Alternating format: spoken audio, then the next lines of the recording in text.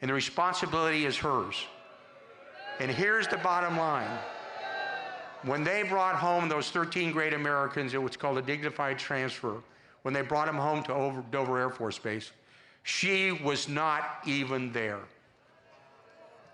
And again, when Syria used nerve gas on their civilians, President Trump sent a message to the Middle East by putting 57 Tomahawk land attack missiles on the air base.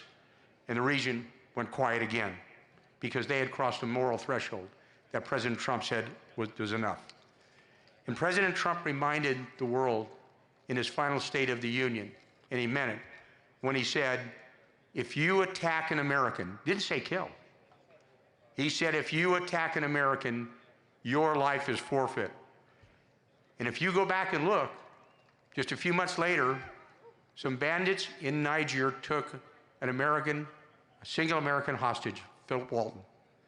We sent SEAL Team 6 to Africa.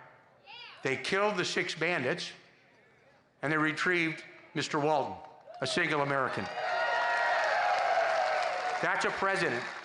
That's a president who has protected you, he has protected me, he's protected our families, and he's fought to protect us.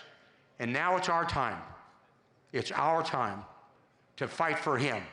And you must fight, fight, fight for Donald J. Trump this year. God bless you.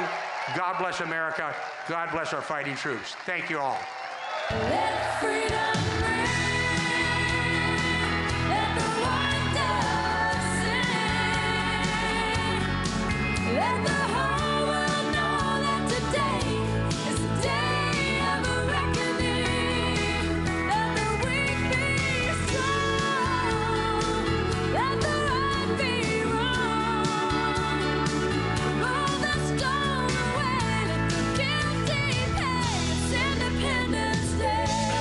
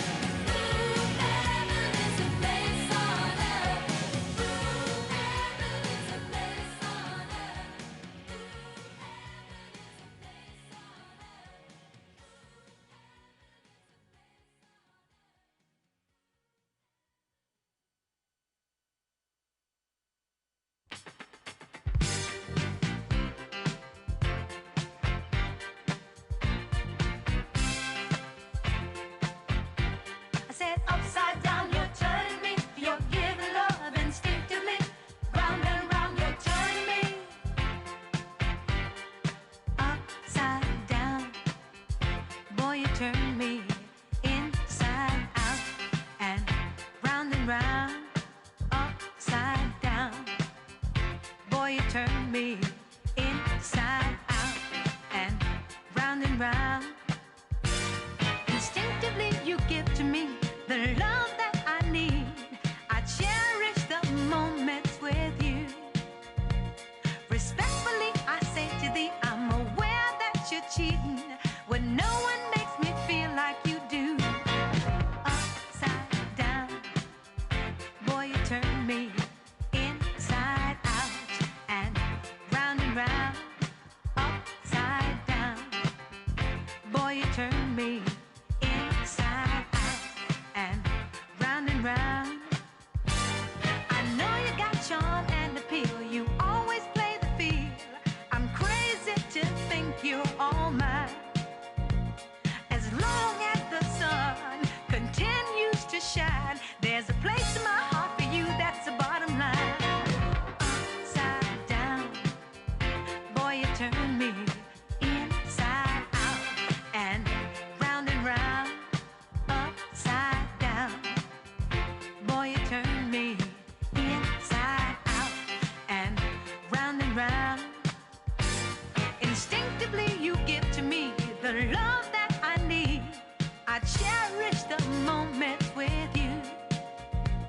Respectfully I say to thee, I'm aware that you're cheating, but no one makes me feel like you do.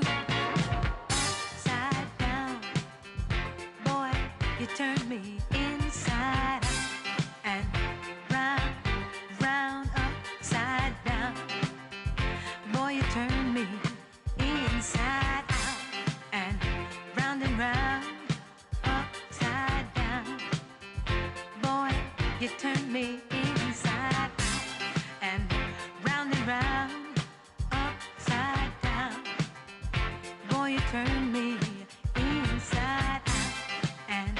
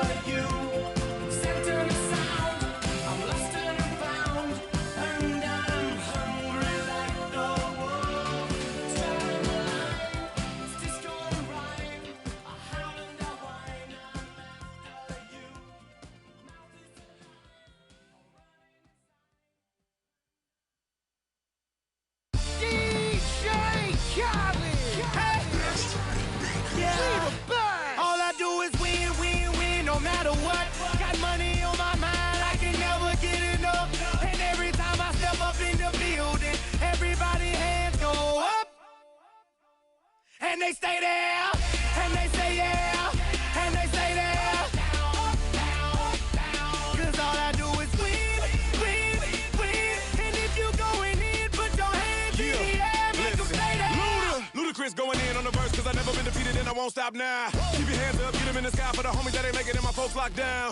I never went nowhere, but they saying Luda's back. Blame it on that contour, the hood call it Luda Yak. And I'm on this foolish track, so I spit my foolish flow. My hands go up and down, like strippers' booties go. My verses still be serving, tight like a million virgins. Last time on a college remix, now I'm on the original version. Can't never count me out, y'all better count me in. Got 20 bank accounts, accountants count me in. Make millions every year, the South's champion. Cause all I do, all I do is win, win, win, no matter what. Got money on my mind, I can never get enough. And every time I step up in the building, everybody hands go up. And they stay there, and they say yeah, and they stay there. Up, down, up, down. Cause all I do is win, win, win. And if you going in, put your hands in the air, make them stay there. Swerving in my low, head on the swivel, you know serving me's a no-no. Clean as a whistle as I pull out in my Rolls Royce. Yellow bone passenger, they see it, they say, oh boy. Tell Kelly, back it up, my call me loco. Down for armed trafficking, don't make me pull that. Ask you what you laughing at, represent that mud life. Dirty money, better get your mud right. We come together holding hands and holler hood life. We all strapping all black, it's like life. All it's do is win. You riding or what? Cause we riding tonight. Now you riding with me cause you wasn't riding. All I do is win, win, win, no matter what. Got money on my mind, I can never get enough. And every time I step up in the building, everybody hands go up. And they stay there, and they say yeah, and they stay there. Up, down, up, down. Cause all I do is win, win, win. And if you going in, put your hands in the air, make them stay there. Heat in the kitchen, pot on the stove, water getting boiled. Being sold, Snoopy in the hootie, system overload. I've been running this rap game since I was 20 years old. I hung with the worst of them, bust till I burst them up, floss them up, toss them up, harder work, close them up. Pardon me, I'm bossing up, brace you up, bless you, bro, don't mess with us. We like the U in the 80s, back to back, set a track, hit the lick, get it back, get the trick, jump the track. Want my money back, time and time again, while I'm sipping on this gin. Al Davis said it best, just win, baby, win. All I do is win, win, win, no matter what. Got money on my mind, I can never get enough. And every time I step up in the building, everybody hands go up. And they stay there, and they say yeah, and they stay there. Up, down, up, down. Cause all I do is win, win, win. And if you going in, put your hands in the air, make them stay there.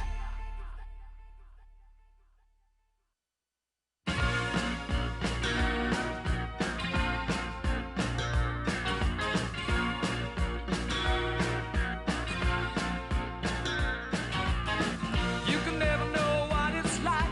Your blood like winter freezes just like ice. And there's a cold and lonely light that shines from you. You wind up like the wreck you hide behind that mask you use.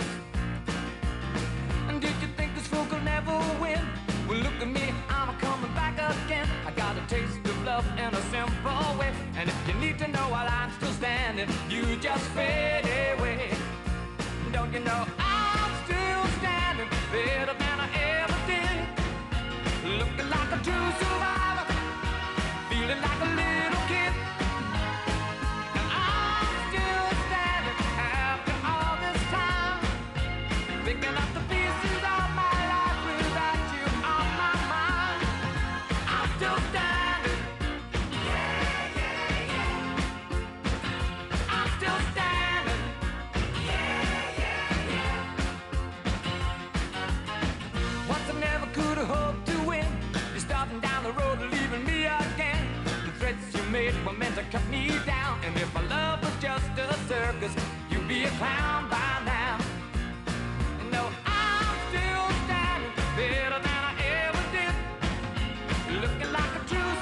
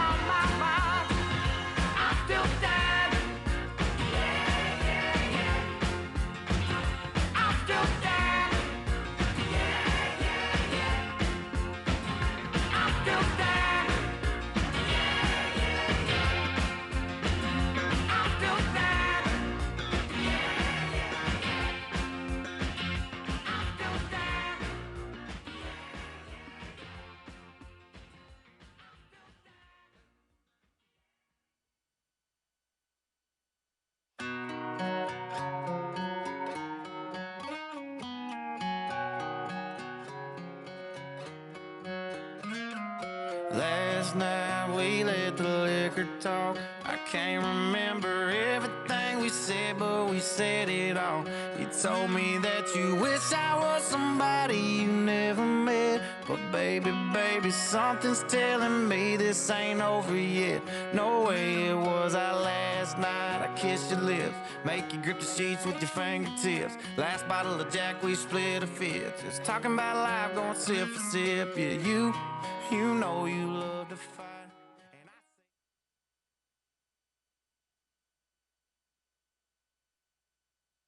Ladies and gentlemen, please welcome the next Vice President of the United States, Senator J.D. Vance.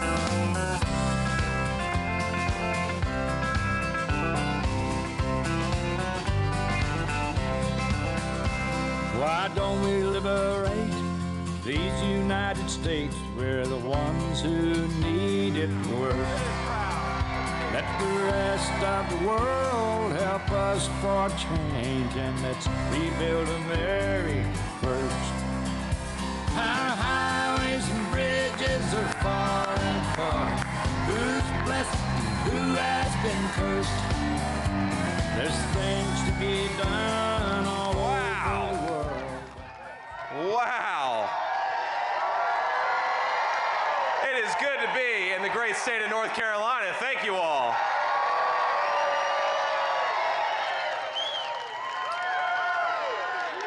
Now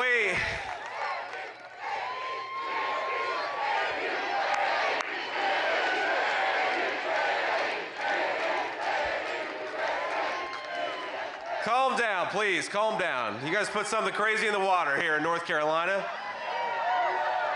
Well, I have a message.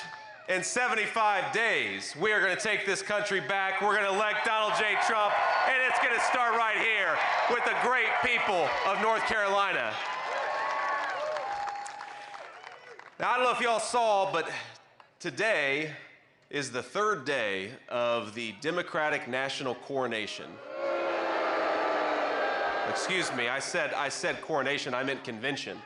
Sorry for the confusion, but you know, conventions normally are about nominating people who actually win elections. And Kamala Harris hasn't won a single vote for the Democratic Party, and yet they're going to make her nominee. Now, I watched it last night, and Democrats, they think they've cracked the code for how to appeal to normal Americans. Did you watch last night?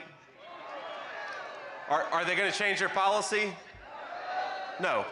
But now, they're distributing camo hats with Kamala Harris's name on them. That's their strategy for appealing to rural voters and veterans, is a camo hat with Kamala Harris's name on it. Now, you know what I think would appeal to rural voters and veterans, Kamala? Not having a running mate who lies about his service record. Why don't we try that? You see, Tim Walz says that he served in a war zone. And it turns out the closest he ever got to war is when he let rioters burn down the city of Minneapolis under his watch in the summer of 2020. Remember that? Now let's just reflect, now that we're in day 3 of the Democrat National Convention, how bizarre it is that they're doing some of the things that they're doing. Normally, conventions, they celebrate nominees who are elected by the people. And let's remind ourselves, how many votes has Kamala Harris won in the Democratic primary? 0.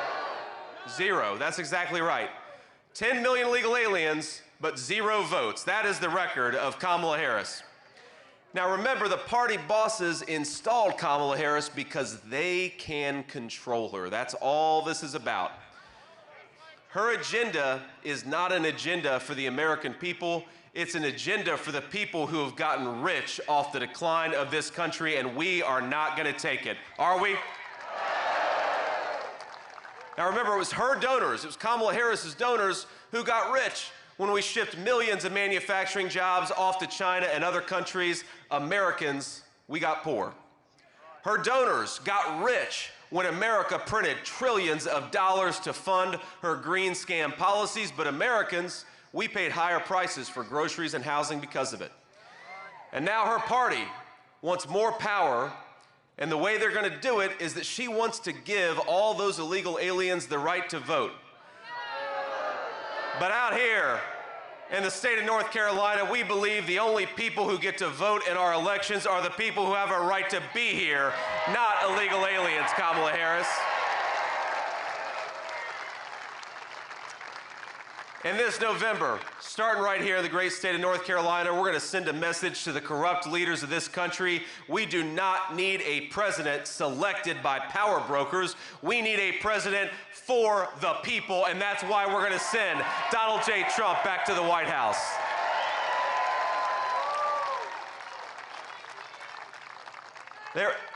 There is so much at stake in this election. Think of everything that this country has endured over the last 4 years of Kamala Harris's broken leadership. Prices are up and wages down.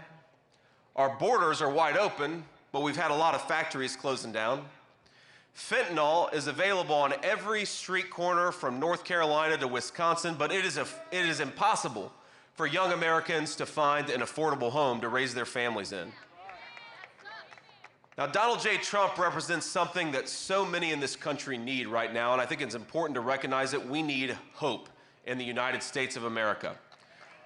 Hope that we can reignite this economy and bring back prosperity to American citizens. Hope that we can raise our kids in secure neighborhoods and safe streets. Hope that we can renew the patriotism that binds us as a country together, one nation under God.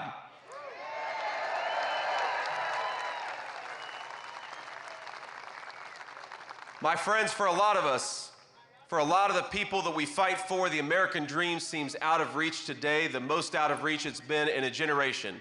But in 75 days, we're going to save the dreams of every single American, and it will mark the beginning of the future all of us deserve, and we're going to do it together.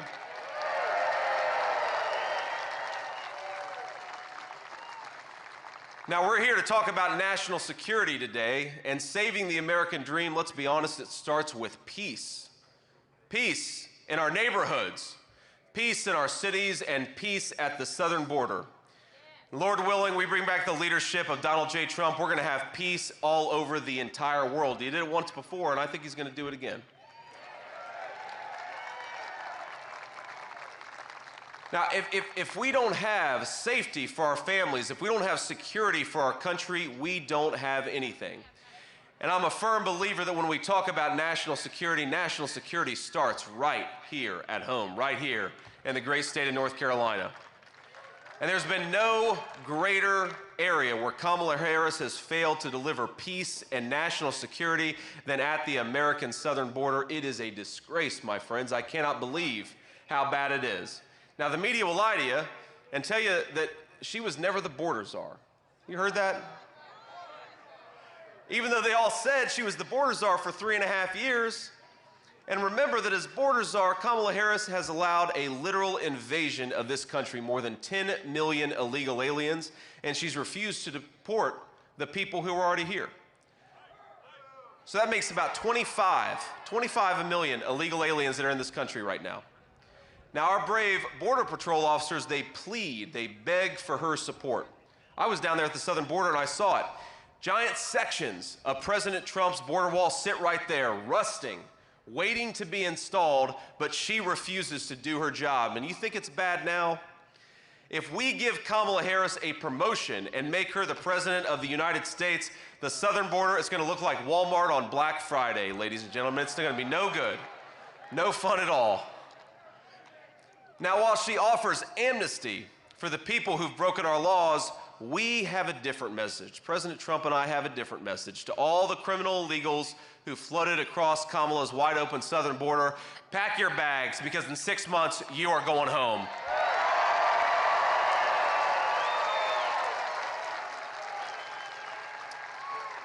Now, just weeks ago, I actually visited the southern border, which means that I've visited the southern border more than our borders are Kamala Harris. I saw where little girls are trafficked by the drug cartels, some of the most vile people in the world taking advantage of innocent little children and making money off of them. I met a rancher who endured violent criminals raiding his land. Just a rancher in Arizona trying to get by. and I see the desperation of families torn apart by the fentanyl and all the other poison the cartels are bringing into our country. Now, I know the hurt of that poison very personally. A lot of you know my story. I remember being a kid whose mom struggled with addiction. I remember waiting at the bedside of my mom, angry that she had taken something that she shouldn't have taken, but just praying, Lord Jesus, please let her wake up. Let her make it through this time. And we got to remember, my friends, because of Kamala Harris's border policies, way too many of our loved ones are not waking up.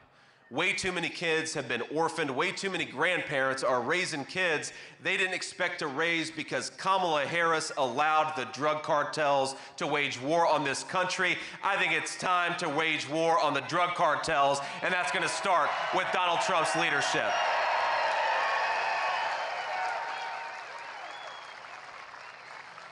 Now, the president's going to be here in just a few minutes, but I almost feel bad for him. Because this is not the first time that Donald Trump is going to have to clean up somebody else's mess. Now remember, in 2016, he took over from Barack Obama, who let ISIS spread mayhem all over the world. Then Trump came along, and in a couple weeks did what the media said could not be done. He wiped him off the face of the earth.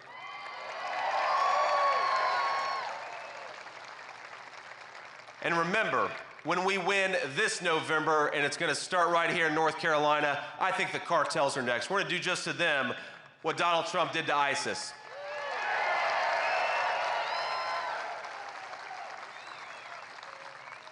Now, I will admit it is hard to make sense of Kamala Harris's foreign policy, especially when she explains it like a third grader who didn't study for a class presentation.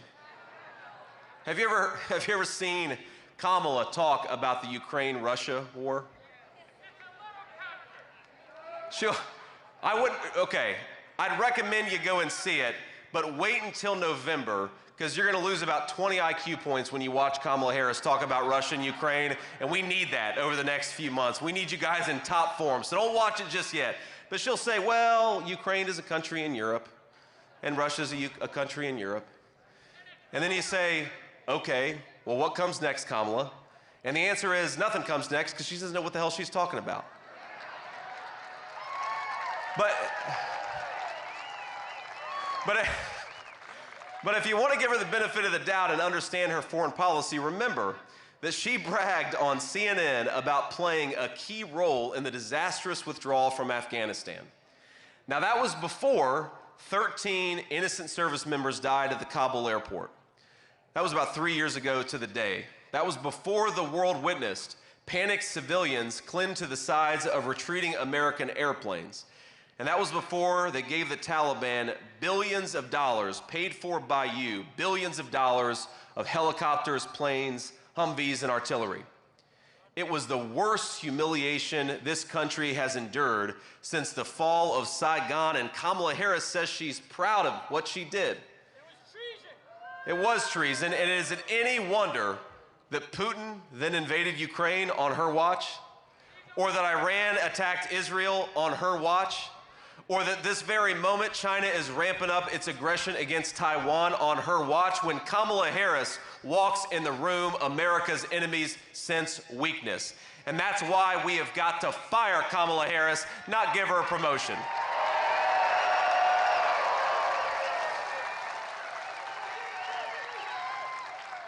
Now, she wants to represent America all over the world, but she's terrified to face a friendly media. Does anyone think that the person who runs from the friendly American press could stand up to Vladimir Putin or Kim Jong-un or Xi Jinping? Of course you couldn't. So if you believe that a strong America requires a strong leader, I've got a recommendation for you. Why don't we re-elect President Donald J. Trump?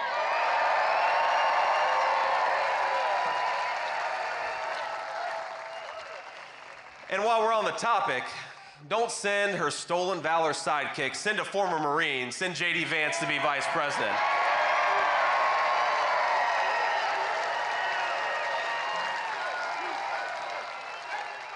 We got some Marines out there. Semper Fi. Now, Kamala Harris, she gets really mad when I bring up the stolen valor of her running mate. But let me tell you why it matters. Every single person here understands why this matters. Here's the record on Tim Walz, the governor of Minnesota. He dropped out of the military and allowed his unit to go to Iraq without him. And he knew they were going to Iraq. He lied about it, but he knew they were going to Iraq. Even his chaplain called him a coward. And those of you who served in the military know the chaplain is the nicest person in the unit. If the chaplain is calling you a coward, you must have really screwed up. He claimed to carry a weapon in war, but you ask him, Tim, what war have you ever been in? And the answer is he's never been to a single war. He lied about it. He lied about his rank, and he stood in silence as Nancy Pelosi and a lot of journalists praised him for his service on an imaginary battlefield instead of correcting the record. What won't stolen valor Tim Walz fib about? In fact, I believe at his next speech, he's probably going to say he survived an assassination attempt in Pennsylvania. I think that's what Tim Walz is going to claim next time.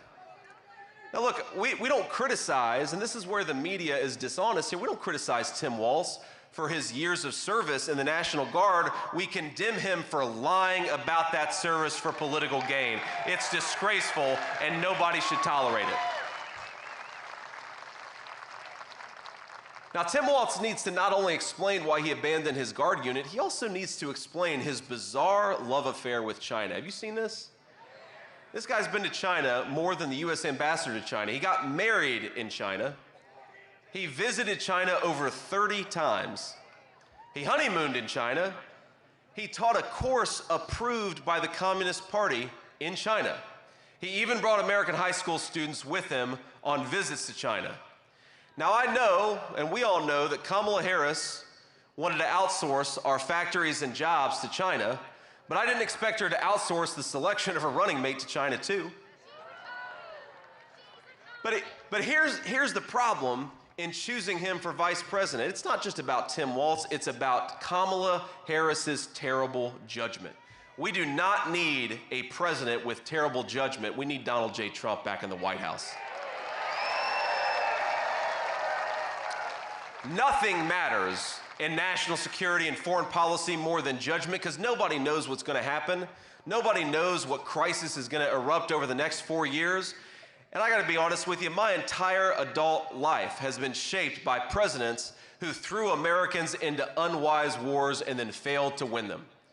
And if we're being honest, it wasn't just Democrats, it was sometimes Republicans too.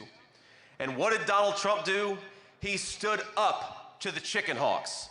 He bucked the foreign policy establishment. Even sometimes he resisted pressure from within his own party.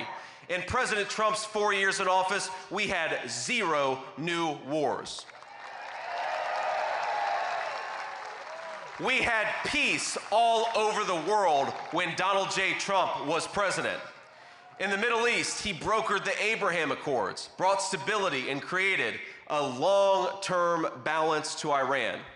In Europe, he pushed the Europeans to take more responsibility for their own defense so the United States would not have to pay for a bunch of freeloaders. We ought to focus on our own security, not subsidize European welfare. They can take care of themselves. And never forget, as much as the Democrats said that Donald Trump was somehow on the side of Russia, the only president of the last 20 years who had Russia not invade a neighbor was the presidency of Donald J. Trump. He kept Russia in check. He's the only president of our lives to do it. Under Kamala Harris, Putin invaded Ukraine. But under Donald Trump, Putin didn't do a damn thing, and that's because of strong leadership. People respected him. And that's, by the way, my friends, why we were able to defend our own border, is because Donald Trump didn't have us distracted by fighting wars that we had no business being involved in. We got to focus on our own border right here at home. That is the Donald Trump principle, and that's what we're going to bring back to the White House. It's funny, all these people said that he was going to start a nuclear war, but President Trump knew more about diplomacy than any president of the last 40 years. In Asia, he opened diplomatic talks with North Korea after a half-century of stagnation. And you remember when he went to North Korea, he met with Kim Jong-un, the leader of that country. And if you know anything about Kim Jong-un, well, how do I say this politely? Kim Jong-un doesn't miss a whole lot of meals, okay, my friends? And Trump stands there with the media and Kim Jong-un. You remember this? I'd encourage you to go look it up. And he brings the media in and he says, all right, everybody, take some photos of us, make us look nice, make us look skinny. And Kim Jong-un sat up like that. It means something to have a president who's not afraid to go into hostile territories, tell a few jokes, and actually engage in diplomacy.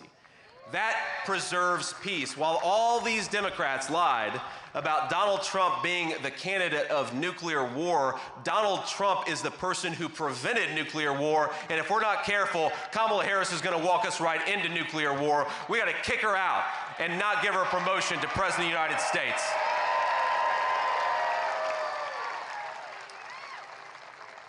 And maybe the most important thing Donald Trump did is he began the process of ending America's economic reliance on China. The most important thing, because Donald Trump understands economic security is national security. The whole world knows that China doesn't have better workers than America, but they're willing to lie, cheat, and steal to win. They lied about unleashing COVID-19. They cheat and they ignore trade rules, and they steal America's intellectual property. Now, Kamala Harris lets China get away with all of it, and China Tim helps her. Donald Trump isn't gonna let China steal a damn thing. He's not gonna let them steal our factories, not gonna let them steal our jobs, not gonna let them steal the American dream from American workers. Donald Trump will not allow America to be dependent on Chinese medicine for our children. That's a big thing. You know, so much of what we put into the bodies of our children is made in China. Doesn't make any sense. And Donald Trump will tell China that if they don't stop sending fentanyl into our city, there is gonna be hell to pay. No more of that crap. We need somebody who stands up for American workers. Now, the establishment loves to complain about President Trump's approach to diplomacy. They don't like the way that he talks. Have you seen this? Why is it that our leaders are so careful with their words but so reckless with their actions? I prefer a different kind of statesmanship, one that stands up to the crowd, one that stands for American interests, and that pursues those interests ruthlessly but also carefully, with strong words and the strongest military in the world, but with great restraint to balance it out. Donald Trump's presidency was the first disruption to the failed consensus and the terrible consequences that it wrought. So I say, let him whine about Donald Trump's tweets. Because let's be honest, folks, mean tweets and world peace has a pretty nice ring to it. I think we ought to bring it right back.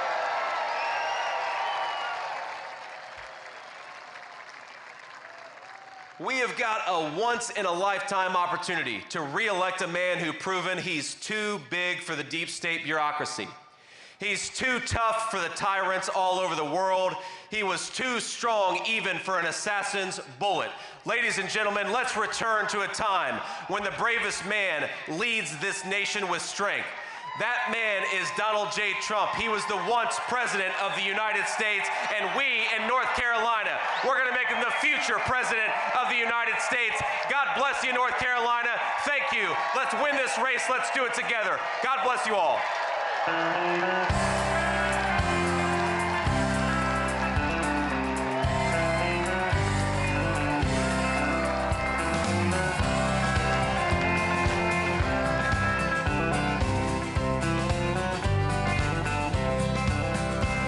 Why don't we liberate these United States? We're the ones who need it worst. Let the rest of the world help us for change, and let's rebuild America first. Our highways and bridges are falling apart. Who's blessed and who has been cursed? There's things to be done all over the world, but let's rebuild America first.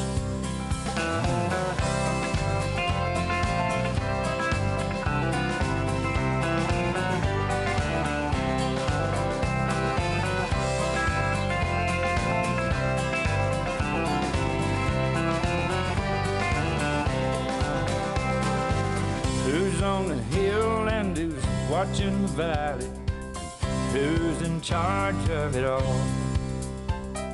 God bless the army and God bless our liberty, that got the rest of it all. Yeah, men in position of backing away, freedom is stuck in reverse. Let's get out of Iraq, get back on the track, and let's rebuild America first.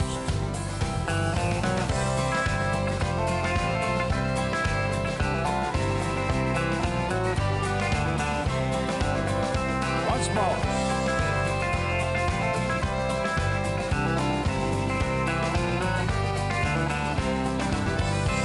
Why don't we liberate these United States? We're the ones who need it the most. You think I'm blowing smoke? Boys, it ain't no joke. I make 20 trips a year from coast to coast.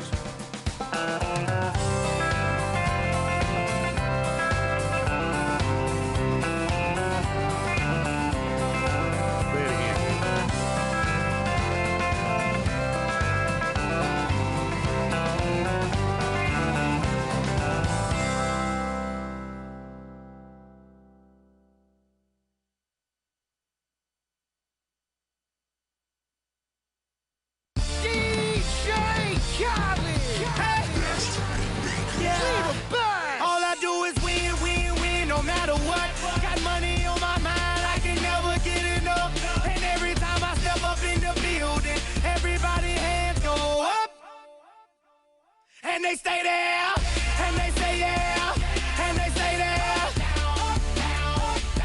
Cause all I do is win, win, win. And if you going in, put your hands in the air, make them stay there.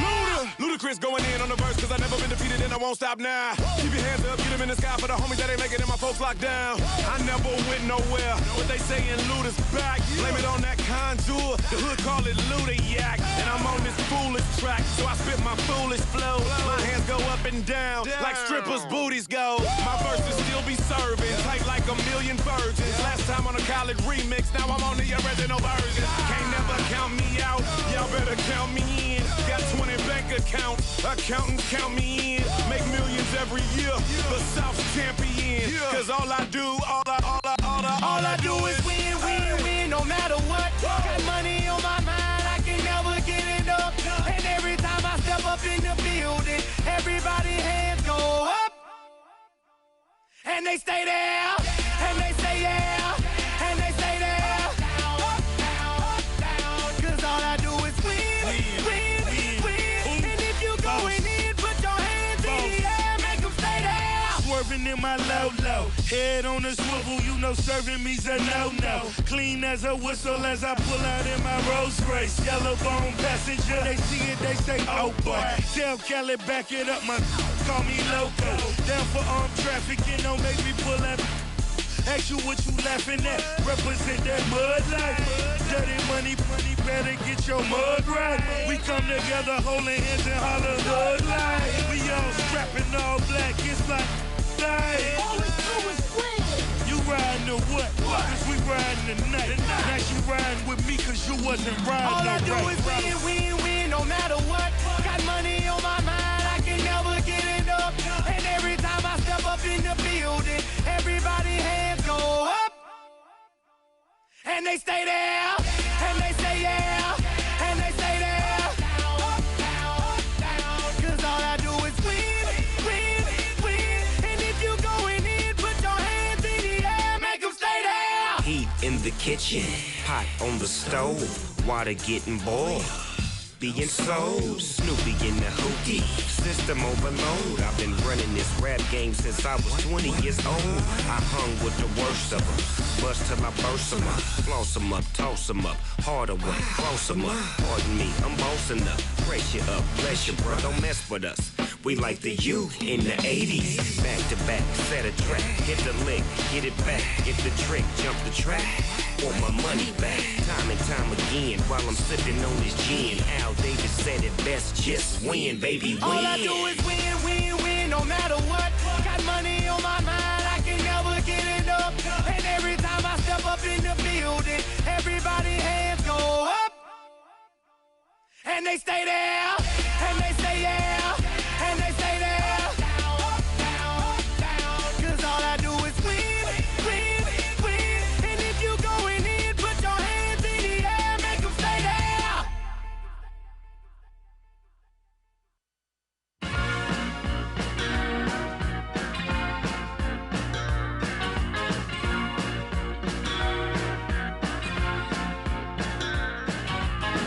You can never know what it's like.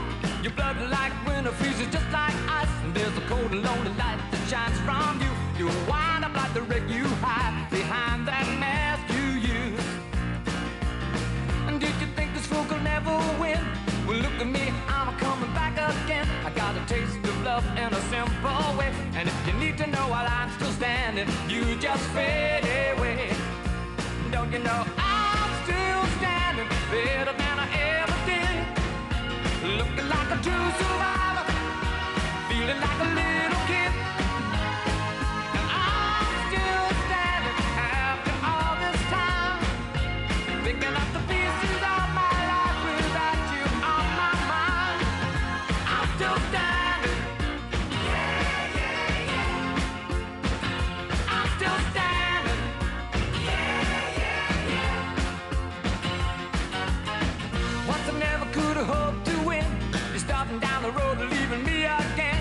The threats you made were meant to cut me down. And if my love was just a circus, you'd be a clown by now. You know I'm still standing better than I ever did. Looking like a true survivor, feeling like a little kid. I'm still standing after all this time, picking up the pieces of my life without you on my mind. I'm still standing. Yeah, yeah, yeah. I'm still standing. Yeah, yeah, yeah.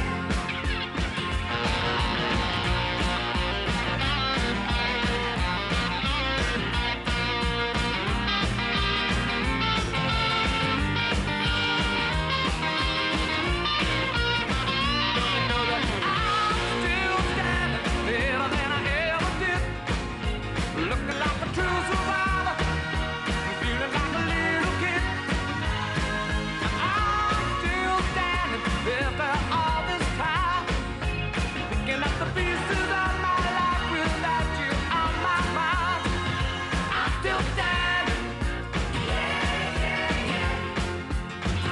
I'm still standing. Yeah, yeah, yeah. I'm still standing. Yeah, yeah, yeah. I'm still standing.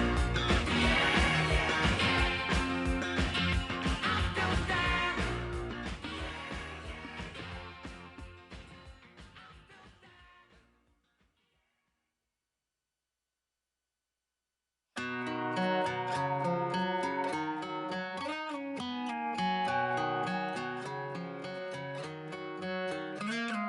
Last night we let the liquor talk. I can't remember everything we said, but we said it all.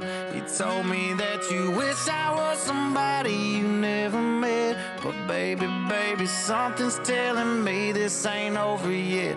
No way it was our last night. I kissed your lips, make you grip the sheets with your fingertips. Last bottle of Jack, we split a fifth. Just talking about life, going sip for sip. Yeah, you know you love to fight, and I say shit I don't mean, but I'm still gonna wake up wanting you and me. I know that last night we let the liquor talk. I can't remember everything we said, but we said it all.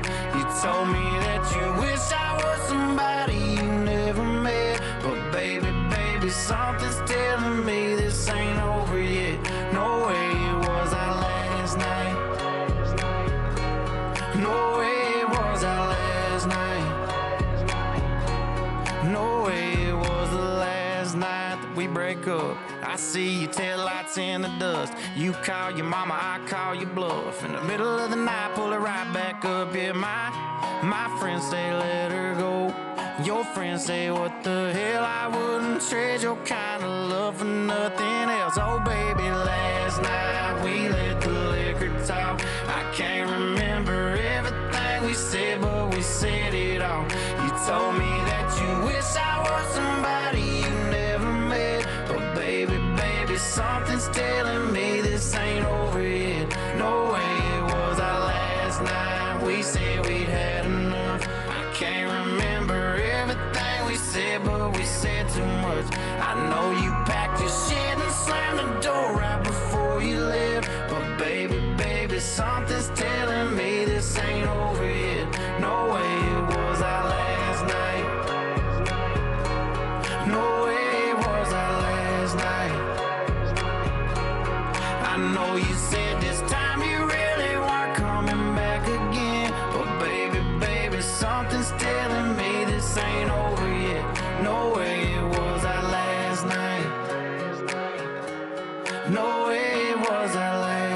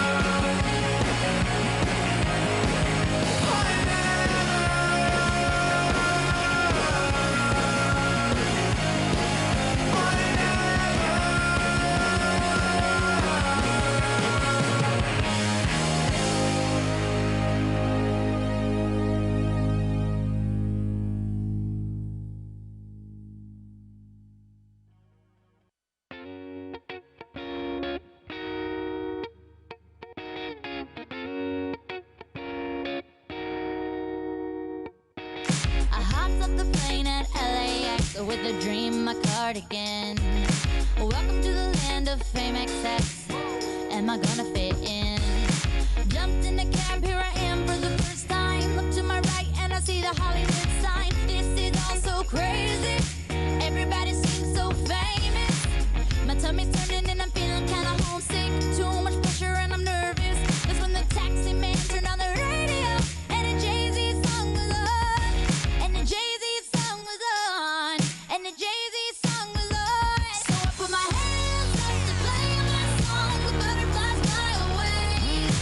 Nodding my head like yeah. Moving my hips like yeah. Got my hands up to play my song. You know I'm gonna be okay. Yeah. It's a party in the USA. Yeah. It's a party in the USA. Get to the club in my taxi cab. Everybody's looking at me now. Like, who's that chick that's rocking kicks? She gotta be from out of town. So hard with my girls on around me. It's definitely not a Nashville party. Cause all I see are stilettos. I guess I never got the memo.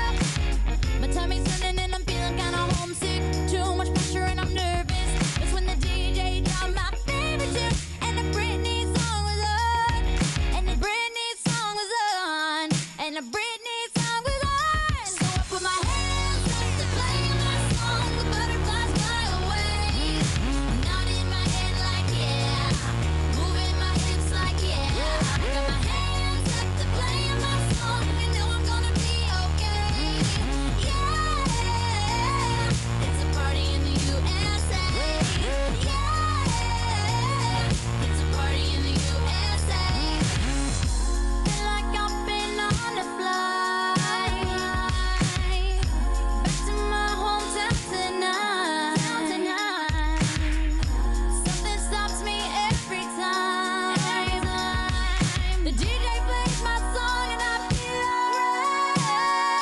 So I put my hands up to play my song. The butterflies fly away. Nodding my head like yeah. Moving my hips like yeah. Got my hands up to play my song. You know I'm gonna be okay. Yeah.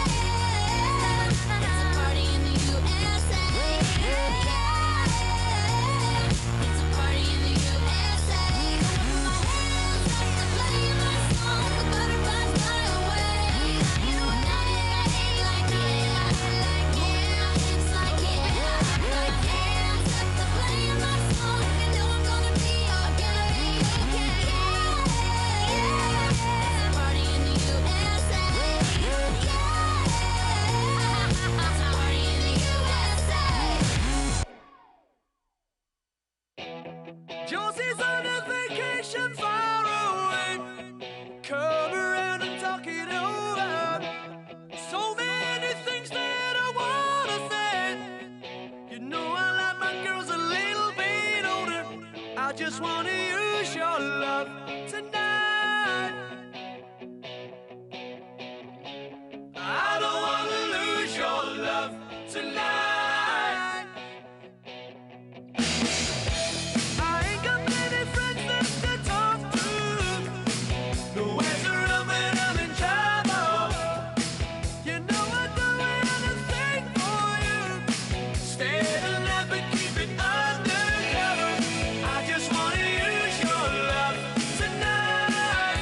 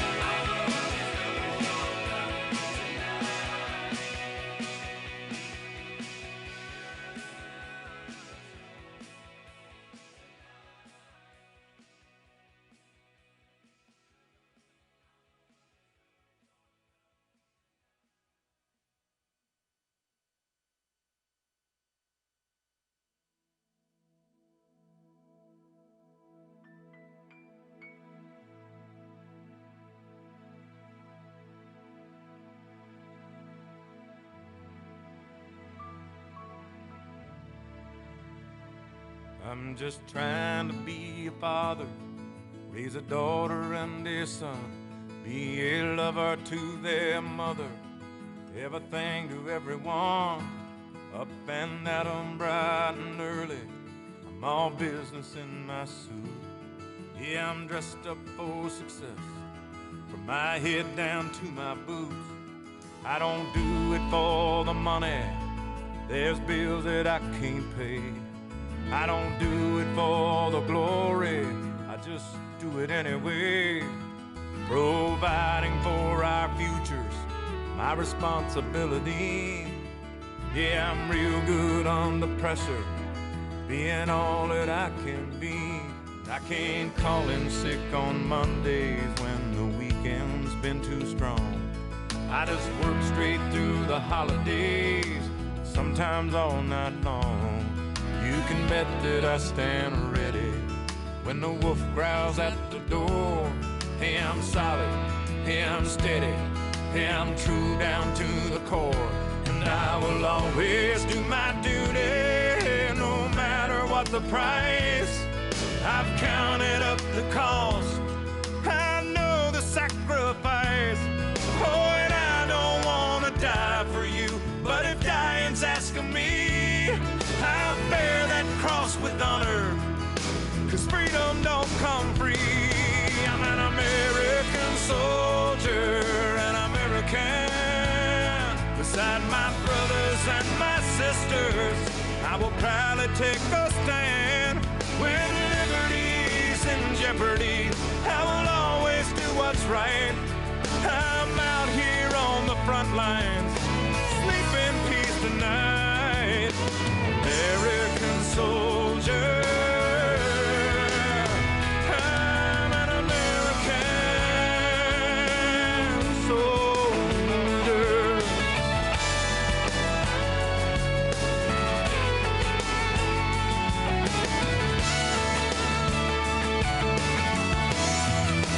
Yeah, an American soldier, an American. Beside my brothers and my sisters, I will proudly take a stand. When liberty's in jeopardy, I will always do what's right. I'm out here on the front line, so sleep in peace tonight. American soldier, I'm an American, an American, an American soldier.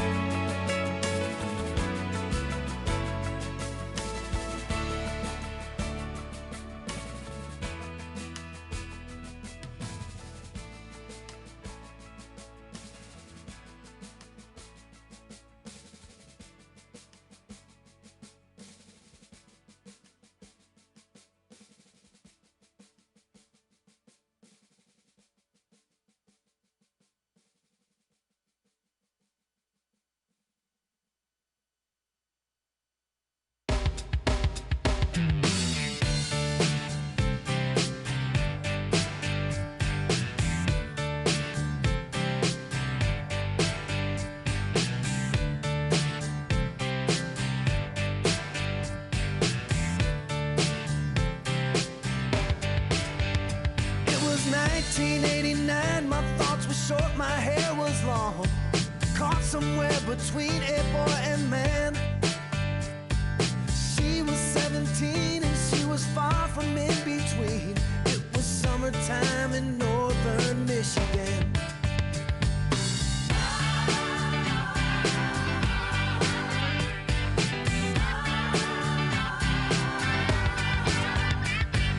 Splashing through the sandbar, talking by the campfire. It's the simple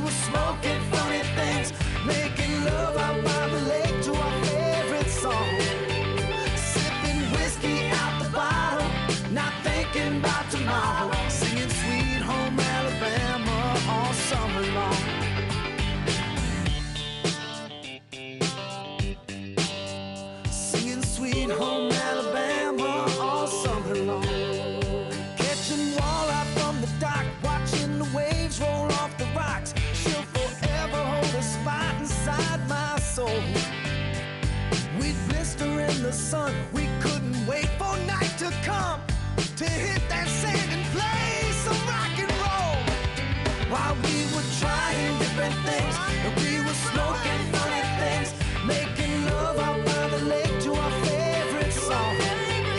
Sipping whiskey out the bottle, not thinking about tomorrow, singing Sweet Home Alabama all summer long.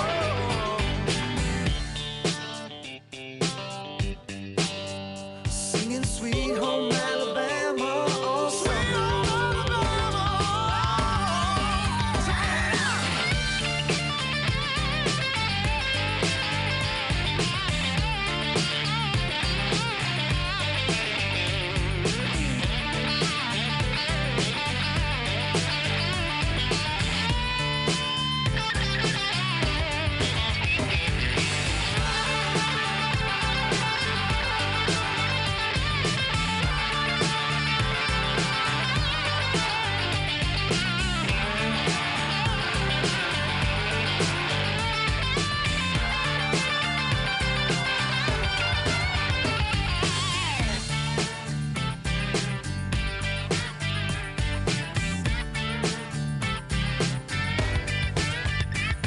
Now nothing seems as strange as when the leaves begin to change. Oh, how we thought those days would never end. Sometimes I hear that song and I'll start to sing along and think, man, I'd love to see that girl again. Man, I'd like to see that girl again. And we were trying different things, and we were smoking funny things, making love out by the lake to our favorite song. Sipping whiskey out the bottle, not thinking about tomorrow, singing Sweet Home Alabama all summer long. We were trying different things, and we were smoking funny things, making love out by the lake to our favorite song. Sipping whiskey out the bottle, not thinking about tomorrow, singing Sweet Home Alabama all summer long. Singing Sweet Home Alabama all summer long. Singing Sweet Home Alabama all summer long. Singing Sweet Home Alabama all summer long. Singing Sweet Home Alabama all summer long.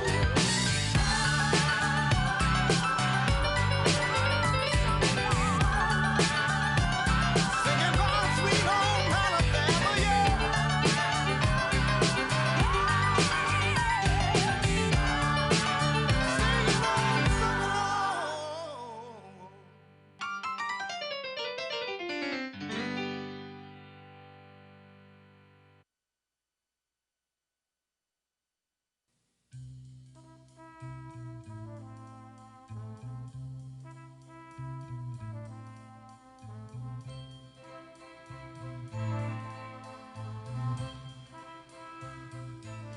There must be lights burning brighter somewhere. Got to be birds flying higher in a sky more blue. If I can dream of a better land where all my brothers walk hand in hand, tell me why, oh why, oh why can't my dream come true? Oh why? There must be peace and understanding sometimes. Strong winds of promise that will blow away all the doubt and fear. If I can dream of a warmer sun where hope keeps shining, oh heavenly one, tell me why, oh why, oh why won't that sun appear?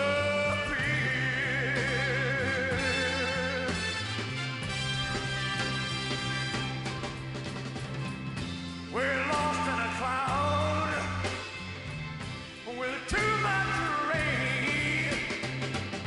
We're trapped in a world that's troubled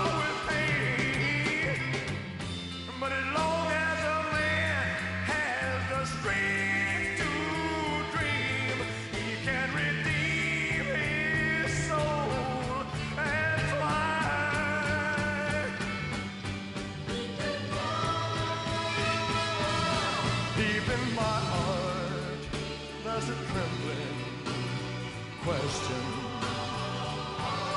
Still I am sure that the answer's gonna come somehow. Out there in the dark, there's a beckoning candle. Oh yeah, and while I can think, while I can walk, while I can stand, while I can talk, while I can dream, please let my dream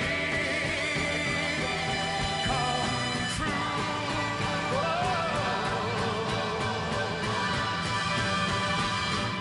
Right now, oh, let it come true right now.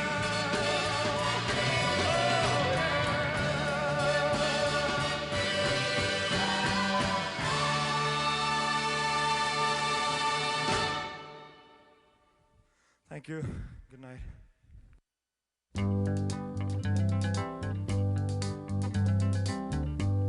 We're caught in a trap. I can't walk out because I love you too much, baby. Why can't you see what you're doing to me? When you don't believe a word I say.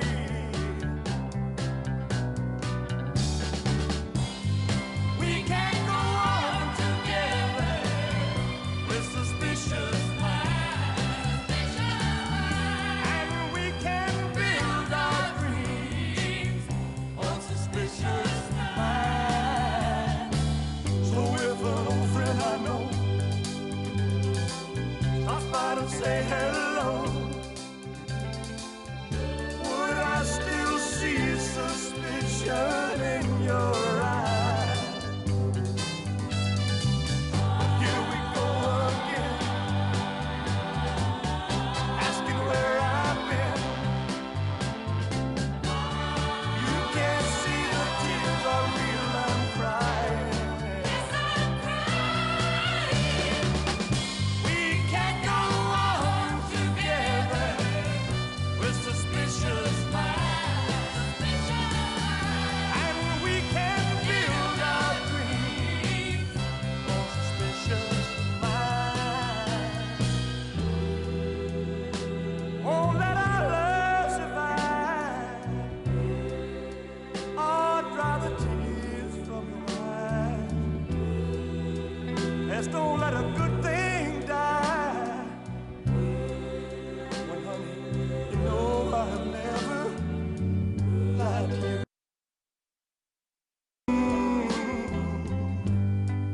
Yeah, yeah. We're caught in a trap. I can't walk out because I love you too much, baby.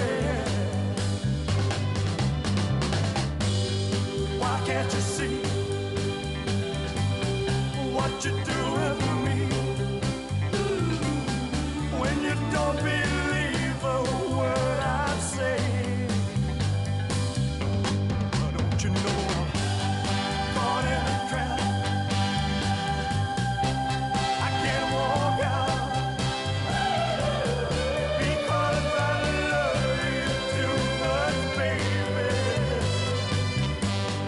Don't you know I'm caught in a trap?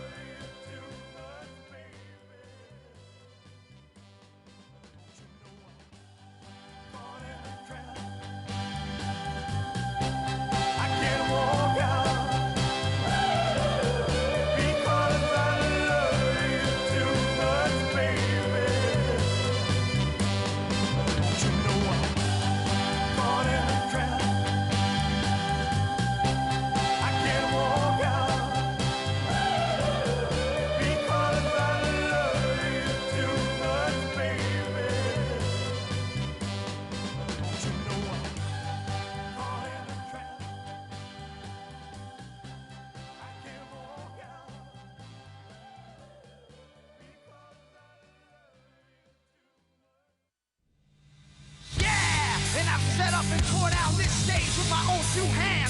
We've traveled this land, packed tight in minivans. And all this for the fans, girls, money, and fame. I played their game and had to scream my name. I will show no shame. I live and die for this. And if I come off soft, fix you on this. Are you scared? Devil without a cause, and I'm back with the beaver hats and Ben Davis slacks. 30-pack of stroll, 30-pack of hoes. No Rogaine in the propane flows. The chosen one, I'm the living proof. With the gift of gab from the city of truth. I jabbed and stabbed and knocked critics back. And I did not stutter when I said that. I'm going platinum, selling rhymes. I went platinum 7 times. And still they're ill and wanna see us ride. I guess because only God knows why.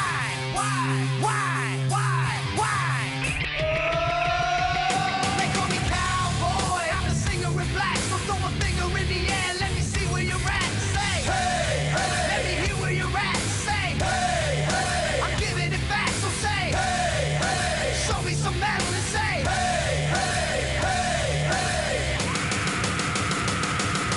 Yeah. Fuck all y'all. I like AC/DC and ZZ Top. We'll see Fist Beasties and the Kings of Rock. Skinner, Seeger, Limp, Corn, the Stones. David Allen Coe with No Show Jones. Yeah! Pass that bottle around. Got the rock from Detroit, soul from Motown, the underground stone. Fucking pimp with tracks that Mac and slap back the whack. Never gain away, I don't play with ass. But watch me rock with Liberace Flash. Punk rock the class, boy bands are trash. I like Johnny Cash and Grandmaster Flash. Flash, flash, flash, flash.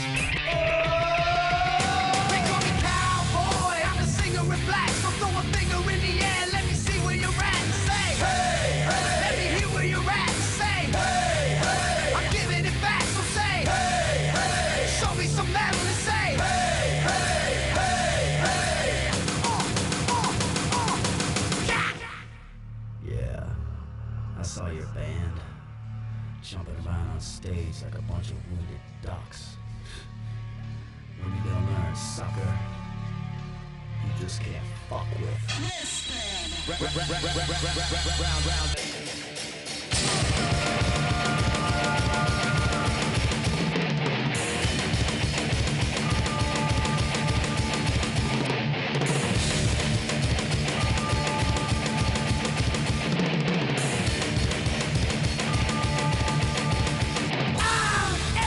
American badass, watch me kick. You can roll with rock or you can suck my dick. I'm a porno flick, I'm like Amazing Grace. I'm gonna fuck some hoes after I rock this place.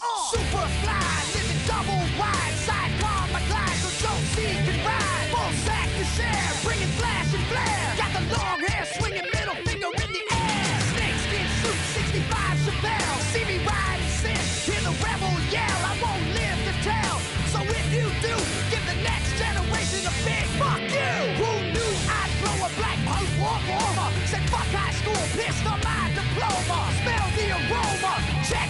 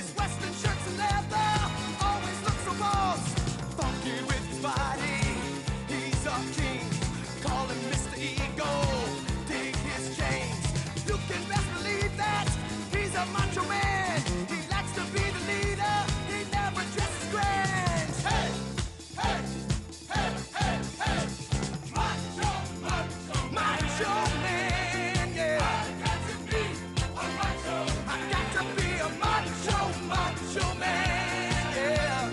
I've got to be a macho. All right, macho, macho man. Yeah, yeah. I've got to be a macho man. Macho, macho man. I've got to be a macho. All right.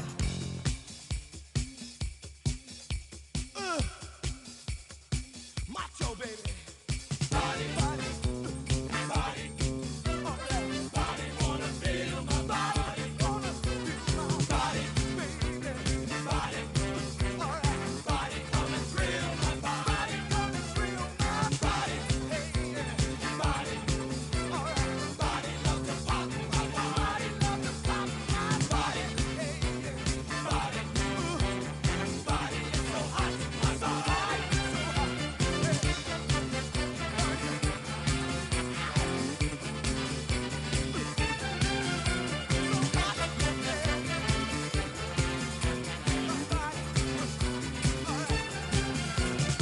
Every man ought to be a macho, macho man. To live a life of freedom, machos make a stand. Have your own lifestyle and ideals. Possess the strength and confidence. Life's a steal. You can best believe that he's a macho man. He's a special person in anybody's land. Hey, hey, hey, hey, hey. Macho, macho, macho man, yeah. I got to be a macho, macho, macho, yeah. I got to be a macho. Dig the hell my chest, macho, yeah. Macho man. I say dig my big, thick mustache. All right, a macho. I got to be a macho, macho, macho, macho man. I got to be a macho. Big broad shoulders, yeah. Macho man. Get my muscle. I got to be a macho man. Talking about a macho, macho man, macho man. I got to be a macho. Hey, macho, macho man.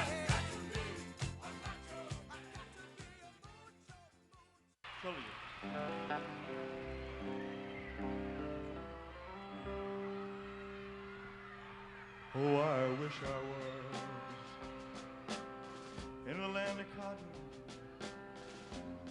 Old times there are not forgotten. Look away, look away. What? Look away, Dixieland. Sing it, fella. You on your own, man.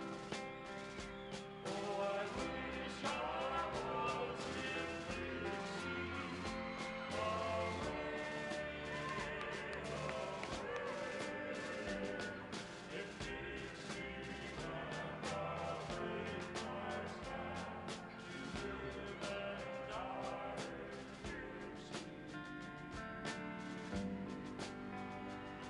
for Dixieland, where I was born. Early Lord, one frosty morn. Look away, look away, look away, Dixieland. Glory, glory, hallelujah.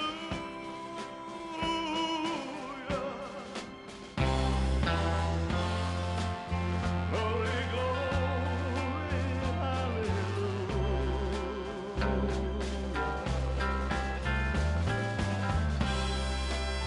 Glory, glory, hallelujah. His truth is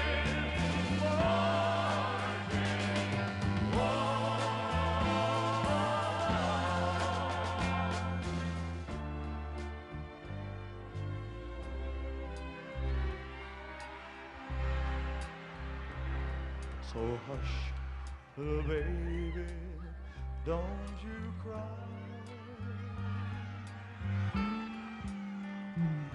You know your daddy bound to die,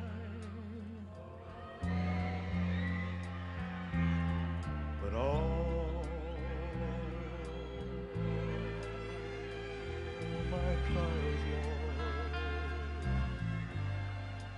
soon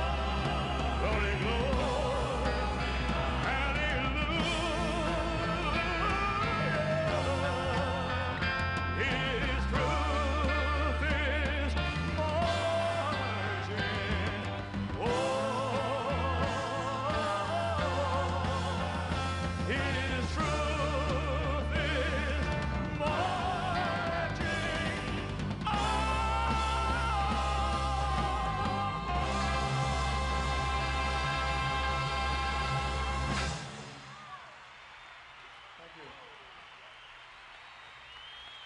Thank you so much. Thank you very much. You're beautiful. Ladies and gentlemen, please welcome the next Vice President of the United States, Senator J.D. Vance.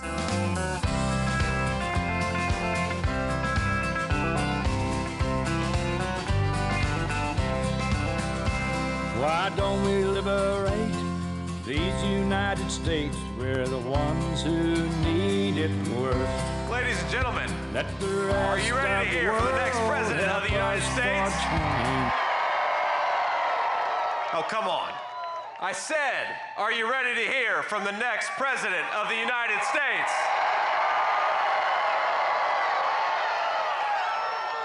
Let's remember, 8 years ago, Donald Trump had everything you could want: fame, fortune, family, friends. He gave the easy life up so that we could get our country back.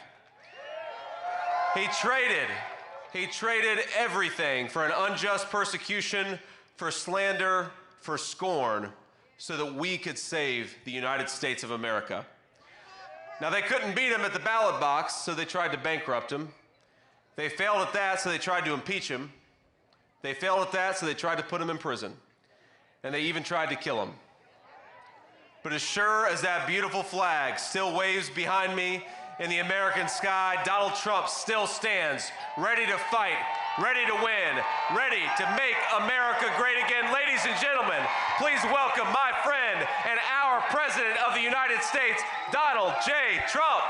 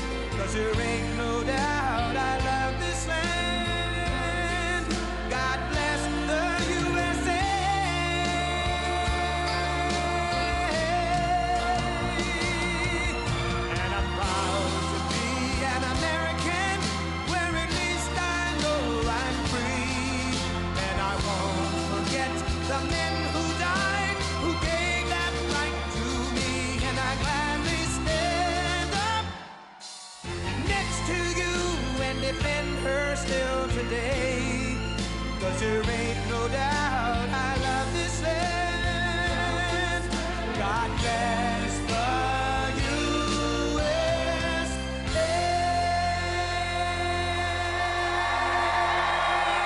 Thank you very much. Thank you very much, everybody. It's great to be here. What a place. Did you like the flyover? That was pretty good. We were going low and fast. That was moving along. That was pretty low. Just want to thank JD. He's doing a fantastic job. And I want to thank North Carolina. I love North Carolina. I love them. 76 days from now, we're going to win this state, and we're going to win the White House, that beautiful, beautiful building. That beautiful building. I want to thank Senator Ted Budd, who's doing such a great job. Senator Ted Budd, thank you. Thank you. Great job, Ted. Mark Robinson, he's out there, he's fighting. He's fighting. He's a great one. And I think we have a lot of our sheriffs here, don't we have? Where are they? Will this stage hold them? I'd love to bring them up. Come on, sheriffs, get up here. Mark. Come on. I don't know if this stage is going to hold them, but if it doesn't, we've had bigger risks than this. Right? Come on, sheriffs. If you weigh more than 200 pounds, don't come up. I'm only kidding. Come on. Hi, fellas. Thank you. Welcome to North Carolina.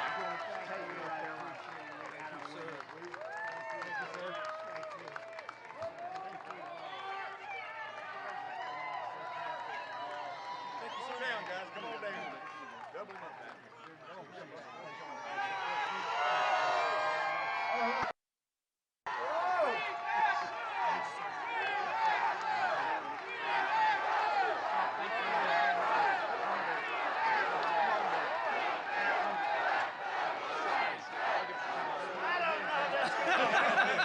I don't know. That's a lot of alcohol, man. Thank you very much. Thanks, sir.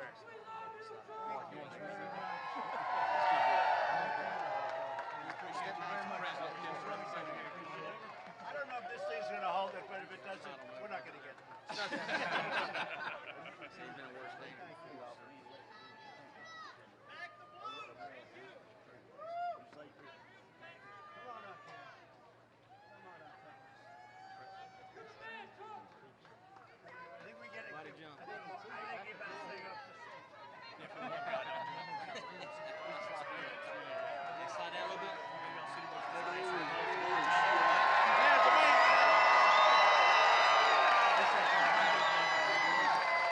Just so you know, these are great people, but I want to get them the hell off the stage, because I guarantee they didn't have this in mind when they built this. Thank goodness Mark lost a lot of weight over the last couple of months. You did, actually. Well, I want to thank you all very much. You are the reason we're able to be here, and that you have a safe state and a great state. Thank you all very much. Thank you. That's some group of people for endorsements, too. Every group virtually in the country, law enforcement endorsed us. Thank you very much. Thanks, Mark. Good luck, Mark. He'll win. Got to win. He's got to win. Got to win. He's a good man. Thank you. Oh, I feel much better. I feel very much better that they got off the stage. I had no idea what was going to happen, but it's not that far down. You know, I had no idea what was. I'm a big structural guy.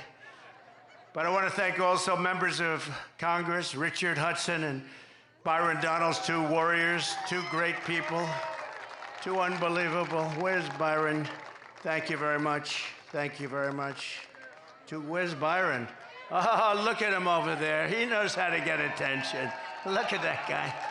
He's been my friend for a long time. Thank you for everything, Byron. And you have, thank you very much, congressional candidate Mark Harris. Mark? Hi, Mark. Good going, Mark. Good numbers. Good numbers. Brad Knott and Addison McDowell. They're all going to be winners very soon. young, good-looking people. Thank you very much. Great. The State House Speaker, Tim Moore. Tim? Where is Tim? Oh, he's nice and safe back there. Oh, hello, Tim. I appreciate it, Tim. And Neil Jackson, State Rep. Neil Jackson. Thank you very much. Thank you, Neil.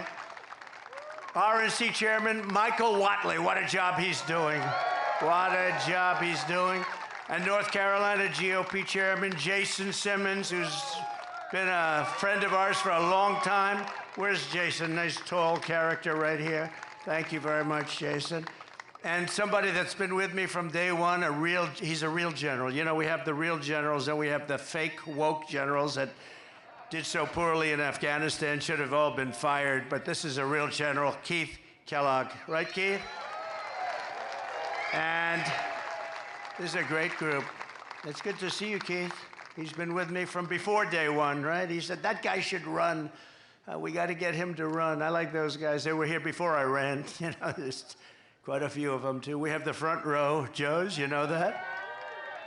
And very importantly, we have the most magnificent women. First time, you know, they travel all over the country to be with us for rallies. They're at close to a couple of hundred rallies. I don't know what their husbands are doing about this. This is a little crazy. Look how beautiful. And they're from North Carolina. And for a change, they don't have to travel so far, right? How far are you from here? 2 hours is nothing. It's a pretty big state, actually. Thank you very much. As always, you are special, special people, great women. They love our country. Before we begin, I want to address the massive scandal around the revised job numbers that were just announced this morning, a little while ago, just before I came up, I got to see them. And it really isn't a revision, it's a total lie.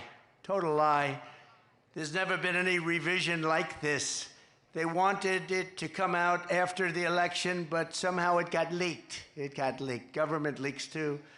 The Harris-Biden administration has been caught fraudulently manipulating job statistics to hide the true extent of the economic ruin that they've inflicted on America. The new data from the Bureau of Labor Statistics shows that the administration padded the numbers with an extra, listen to this one, 818,000 jobs that don't exist. So they said they existed, and they never did exist. They built them up so that they could say what a wonderful job they're doing. No, we've never had numbers like this. They don't exist. They thought they could do it sometime after, you know, we have an election coming up very quickly, but they wanted this to come out after November 5th when it wouldn't have meant so much, but it came out a little early, so there's a patriot in there someplace, right? The real numbers are much worse than that, and Comrade Kamala, you know, she's Comrade, the most radical left person ever to run for a high political office in our country, gets another 4 years, millions of jobs, and it'll vanish overnight. She gets 4 more years, you're going to see jobs vanish. Millions and millions will vanish, and inflation will completely destroy our country. We'll have inflation worse than they've given us. You know, when I gave it to them, I had virtually no inflation, and now their number's up to 22, 23%, but their real number is probably 40 to 50% because a lot of the things in their numbers aren't included. I saw another one where the FBI releases crime statistics, and they weren't that bad. And then they left out little things like New York, Chicago. They left out various areas, and that wasn't so good. Your life savings will be totally wiped out. And if you put somebody like that in there with him, how about him? How about him? She'll destroy our country just like she destroyed San Francisco, just like she destroyed California. With the Trump victory, we will once again have the greatest economy in history. We're going to do things that are going to make us so great so fast. We're going to bring it back. We're going to make America strong again. We're going to make America great again. It's going to be fantastic. It's going to be fantastic. So I just want to thank you very much for your support, because I've always had I've always had fantastic support from you. Thank you.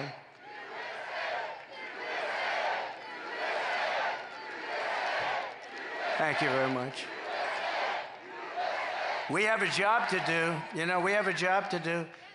We had some very good polls this morning, despite their charade. I call it the party, the Democrats' party. Do you know 5 people in Chicago were killed in the last little while since that charade that they have going on? They mentioned my name, I think, 271 times. They mentioned the economy like 12 times. They mentioned the border, maybe none.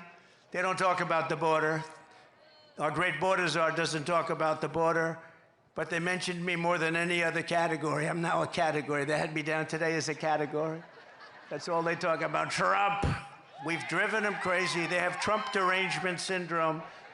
We've driven them crazy, and they should be driven crazy. They've done a terrible job for our country in every single way. There's not a thing they've done well except cheat and lie. They lie about stats. No, they lied about the crime numbers. The crime numbers didn't look bad. Then they found out that many of the worst places weren't included in the numbers. And that was done by the FBI, which is sad. 4 years ago, our country was strong and respected like never before. Our allies admired us. Our enemies feared us because everyone knew that as an American president, I was all about putting America first. That's true. Under my leadership, we rebuilt the United States military, created Space Force, and we made our allies pay their fair share and their fair dues. You know, we went to NATO, we say, you're not paying, you gotta pay. If you remember, President Bush would go and he'd make a speech. Obama would go, he'd make a speech. They all made speeches. This one didn't even make a speech, this last one. But I went, I said, nobody's paying, you gotta pay. And they did, paid hundreds of billions of dollars. They said, well, does that mean you won't support us if we don't pay? I said, that's what it means. I had to say that. I got a lot of heat for that. People, the fake news. Oh, that's a lot of fake news. Oh, that's a lot of fake news. No, the fake news gave me a hard time for that. The fake news was saying, what a terrible thing to say to our allies. Our allies weren't paying. And I said, you gotta pay. We were paying for everybody.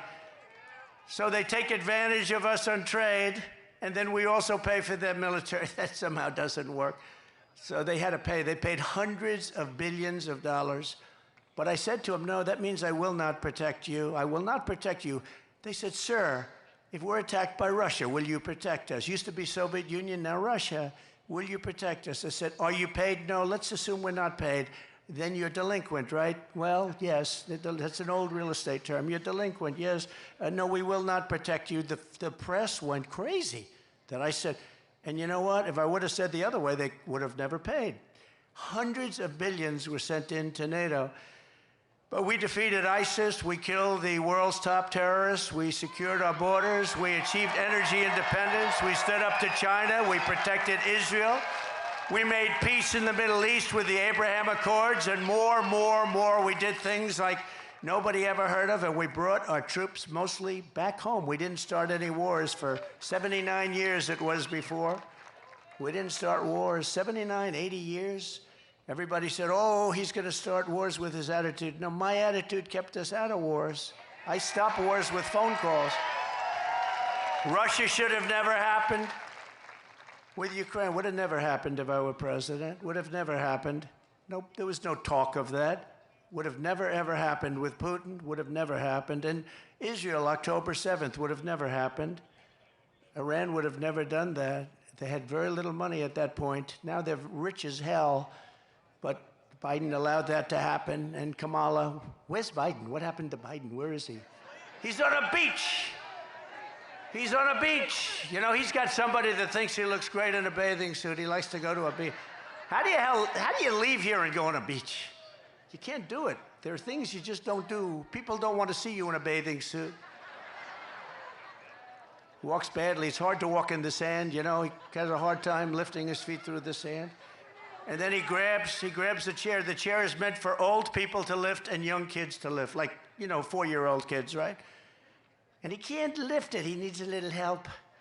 The whole thing is crazy. How we ever got that is crazy. And what happened to our country with inflation and with disrespect from all over the world, and all these wars are starting all over the place. And we're very close to a third world war, and don't kid yourself, because they are laughing, but they're not laughing too much. You're a little worried about a certain person winning the election. We had some very good polls today.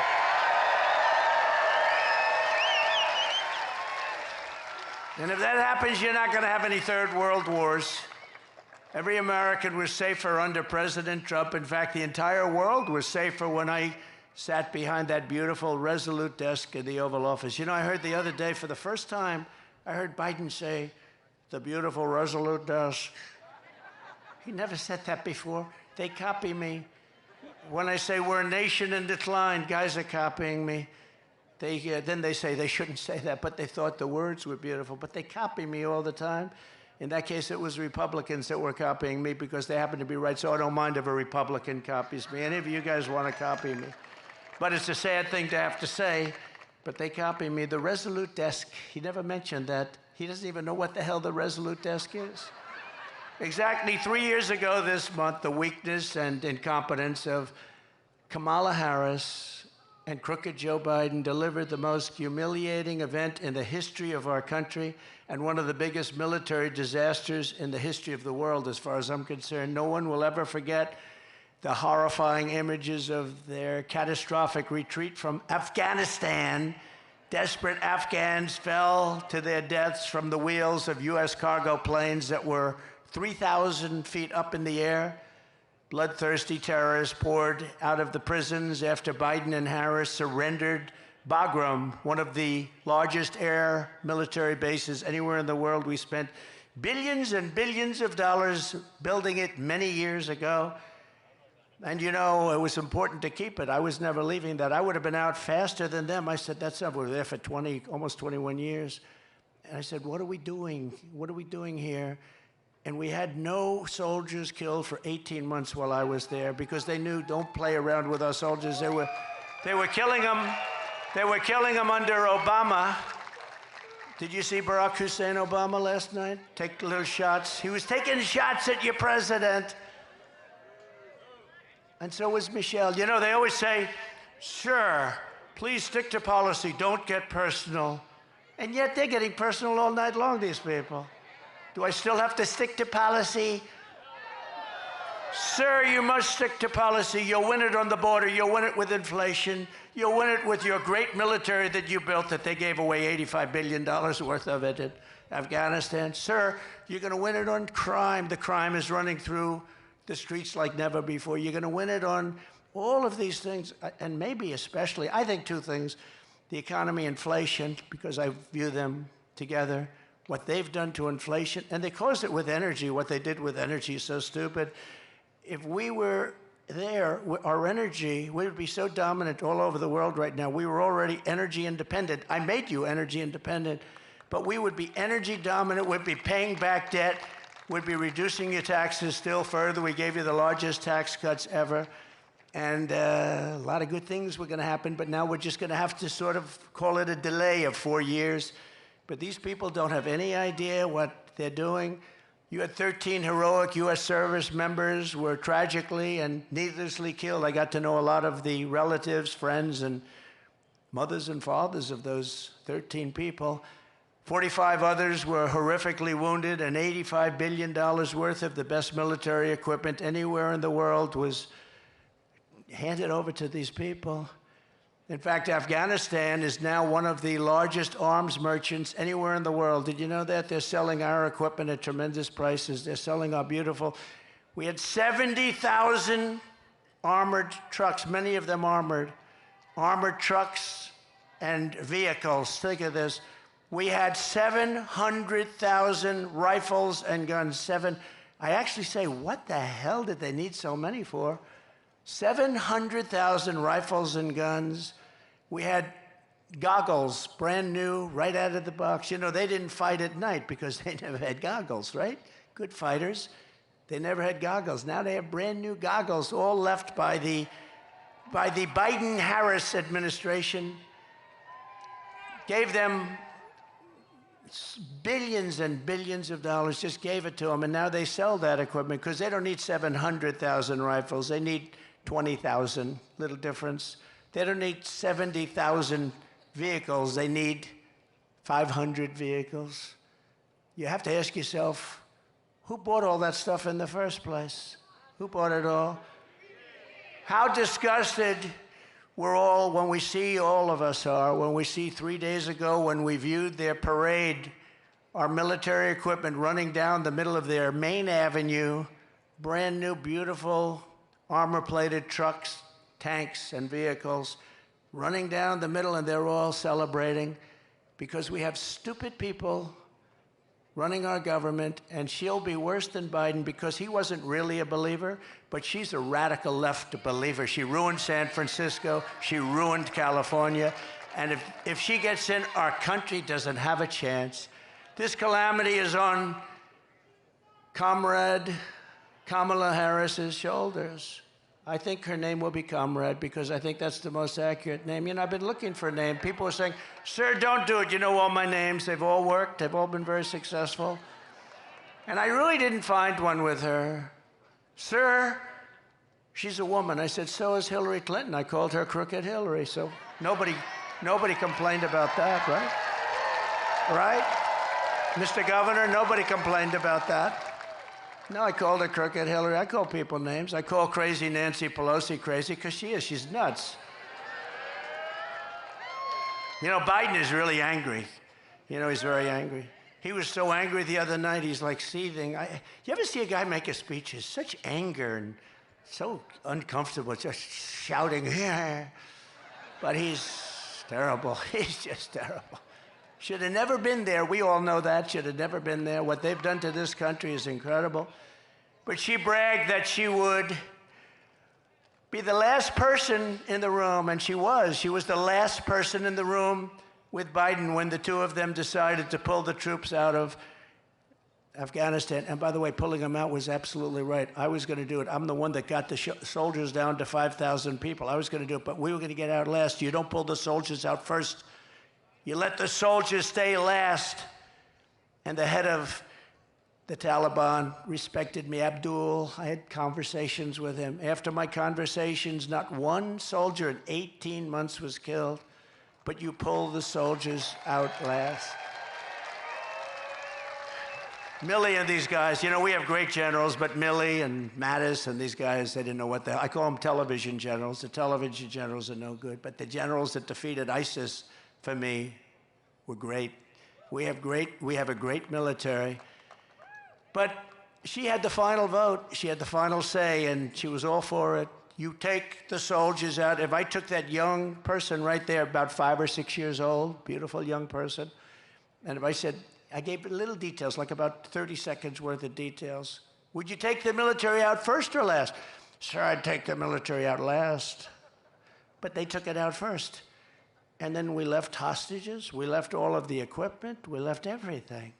And we left Bagram, and now China is occupying Bagram. Bagram being 1 hour away from where China makes its nuclear weapons. Wouldn't it have been nice to have our big, fat, beautiful base? It was probably built there for that reason. But China 1 hour away, and now China is occupying that massive, big base. Some of the biggest runways in the world. They can hold heavier loads than any runways in the world. Under my leadership, we were getting out of Afghanistan, but we were going to get out with dignity, pride, and with strength. When I left office, we had not lost a single service member in the combat in Afghanistan in more than 18 months.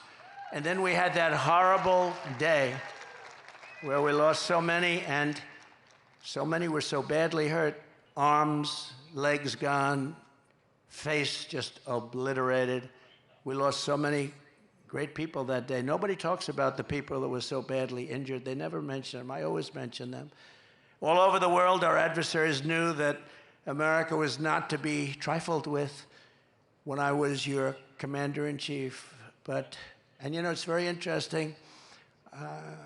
If you look at Hungary, very strong country, very strong leader, Viktor Orban, he said the only thing that's going to save the whole world is Trump has to be president again. We had no problems. We had no problems. He said, we had no problems. I don't use the term, but he did. He said, China was afraid of him. Russia was afraid of him. They always said, oh, I was so friendly to Russia. I'm the one that stopped the Russian pipeline called Nord Stream 2. Nobody ever, the biggest development they ever had to feed oil all over Europe, I stopped it. And then Biden comes in and he gives them everything. He gave them the pipeline. They built the pipeline, but I stopped it. Putin said, that's the worst thing that's ever happened to us. I said, I'm sorry, I have to do it. And he approves it right away. And then they say, Trump was not strong on Russia. I think they got it wrong. Putin actually said, if you weren't strong, I'd like to find out how bad would you be if you were strong, because you were brutal. But you know, I got along with him. It's good to get along with these countries. I got along with China. That wouldn't have happened. What's happening right now, they're planning an attack on Taiwan. There's no question about that. That wouldn't have happened. It wasn't going to happen. They knew that you weren't allowed to do that. Putin would have never gone into Ukraine. Israel would have never been attacked. It's a sad, sad situation. So many people are dead. So many people are gone. So many cities. You look at Ukraine, those cities are just wiped off the face of the earth. They're outside of Kiev and a couple of others. They're basically just flattened. Far more people dead than they let you know. It's like your numbers that were released fraudulently today. Far more people dead in that war than anybody would know. When those big buildings come tumbling down, hit with rockets, so ridiculous. There's nothing left. It's so ridiculous. But since the Afghanistan catastrophe, it's been open season on America and our allies. I really believe that the Afghan disaster, what happened, the stupidity and the way we pulled out and the bedlam and all of that, it would have been very smooth. We were going to get out with strength and dignity. But when Putin saw that, he said, wow, those people don't know what they're doing. They're overrated. And he went in, and the same thing happened with Iran. Iran was not going to play with us. And now Iran is a rich nation. They have $300 billion. They had no money. And in 3.5 years, they made $300 billion they have right now. They made it all in 3.5 years. They had none when I left. And we would have made a fair deal with them. They can't have a nuclear weapon. Very simple. You can't have a nuclear weapon. Other than that, we want you to have great lives. But I do hear they're after me, but you know, that's the way it is. Look, I'm here for you, and I'm here even for the world. We want to stop world wars because the equipment is so devastating now. A world war is obliteration. We can't have a world war. Every dictator, tyrant, and terrorist on the planet knows that they can get away with murder under Kamala and Crooked Joe. Kidnappers are getting millions and millions of dollars, but now they're getting billions. They're getting billions. What did you get for the 4 people that we released? Sure, they got $6 billion. What is $6 billion? Does anyone know what that means? $6 billion. They got $6 billion. People get kidnapped, and you know they ask for like, how about $1,000? How about 500? They got $6 billion from these idiots. And you know what happens when that happens? A lot of people are going to get kidnapped because they say, we're dealing with stupid people. A lot of people. We had 59 people that were hostage, some in North Korea. That's about as tough as it gets. We got people out without paying for anything. We never gave money. We didn't want to give money. If we gave money, all they do is they go around kidnapping everybody. These people give, not only do they give $6 billion, they got the Prince of Death out. He's the #1 arms merchant in the world. Russia got him as part of one of the deals. The #1 arms merchant in the world. We got a couple of people.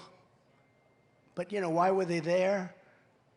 And why did they do what they did? But they got some of the most criminal, the toughest, meanest criminals anywhere in the world. On top of that, we paid them billions and billions of dollars. We're run by very stupid people. I'd like to use a different word. I'd like to use a much more sophisticated word, but there's no word I can think of. Incompetent. How about incompetent?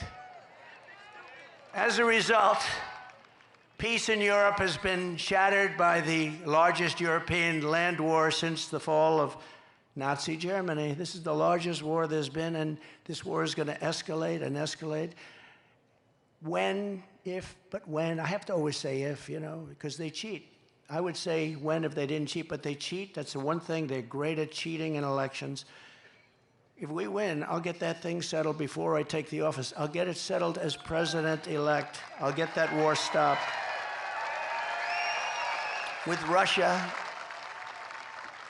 yeah, we'll get that stopped. Ukraine and Russia, we're going to get it stopped, and quickly. It'll be done before I get to office.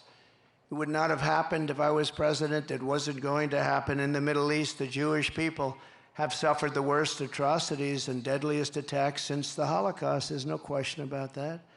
The United States has been forced to abandon more embassies under Comrade Kamala than at any time in our history.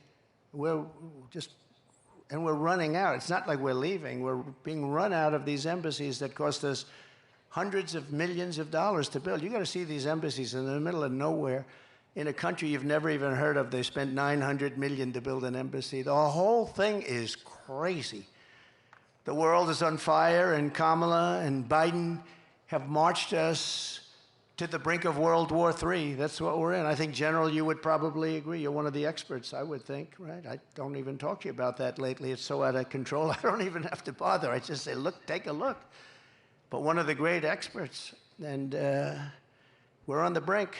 That's why this November, Americans are going to tell Kamala Harris, that we've had enough. We can't take it anymore. You're doing a terrible job. Comrade Harris, you're fired. Get out of here. You're fired. You're no good.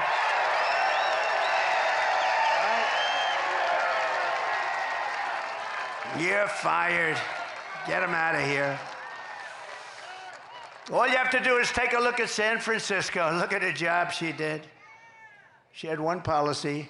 If you steal less than $1,000, basically $950 to be exact, I want to be accurate for purposes of reporters, the fake news media, they want accuracy. They don't have to be accurate, but we have to be accurate. But if you steal less than $950, they basically leave you alone. So I have guys going in robbing stores with a calculator. Let's see, this is $100. Did you notice? This is not going to happen in North Carolina, I don't think, is it? No. Let's see, that's 100, that's $59. Bing, bing, bing, bing. Stop. We don't want to go over $950. They walk out with it. Nobody does a thing. Starting the moment I lift my hand from the Bible after taking the oath of office, I will move to restore America to maximum strength and return the world to peace. We're going to return the world to peace. And mostly I can do it with a telephone call. You know, we don't have to send troops. I can do it with a telephone call. You go to war with another country that's friendly to us or even not friendly to us. You're not going to do business in the United States, and we're going to charge you 100% tariffs. And all of a sudden, the president or prime minister or dictator or whoever the hell is running the country says to me, sir, we won't go to war. I talked this world out of a lot of wars with telephone calls. I don't have to send in the troops. One of my most urgent priorities will be to quickly rebuild the readiness and spirit of the United States Armed Forces. And we had it built. We rebuilt it. We rebuilt the whole military, but it was decimated under this group of stupid people. You know, we had so much, when I came in, we had no ammunition. Did you know that? Remember? I used to talk about it. And I said, if it's true, which it was, why would you say that? We had people on television, well, the United States has no ammunition. You know, some things you just keep to yourself, right? Do you remember I used to, from North Carolina, do you remember I used to talk about that all the time? Those are my best witnesses, those ladies. There's about 40 of them. They're all over the place. And they're always perfectly coiffed and perfectly dressed. They're beautiful and they're great. But no, I used to talk all the time. If you have no bullets, I can ask this group of leaders, you don't talk about it, but you get the bullets really fast, right? So within a year, I had so much that our warehouses were stocked to the gills. We never had so much. I bought so much, missiles, everything. I rebuilt our military, but that's been all dissipated now again because we give it away to everybody. And for nothing. I mean, they don't do anything for us. We don't get anything. We don't even get a pledge that we'll pay you back someday if we have the money. How about that? Pay you back someday. If we have the money, you know, I sponsor athletes sometimes. If I see somebody that I like in sports, I sponsor some golfers. Usually doesn't typically work out. I don't know if you know, it's like a 5,000 to 1 shot, but I'm good at that stuff and I can see talent. And I'll give them a few $1,000s. I'll give them $50,000. I'll say, you know, you're really good. You could make it. Why aren't you trying out for the tour? Sir, I have no money. I have to give lessons. I have no money. He said, you're too good to give lessons. You can be a tour player. I said, I don't have any money. I said, here's $50,000. And here's the deal. If you do well, you pay me back with no interest. Just good luck. If you don't do well, which you probably won't, because it's very hard, they say the worst is a boxer. If you sponsor a boxer, they're all great, they're winning all their fights, and then they turn professional, and they go in, and this goes with the UFC, run by Dana White, one of the greats of all time, which has really taken over for boxing. But it's the same thing, and people sponsor people, and they get what they get. But the worst is that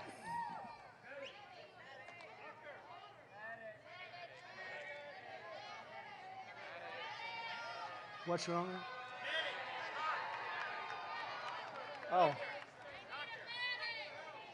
A doctor, please.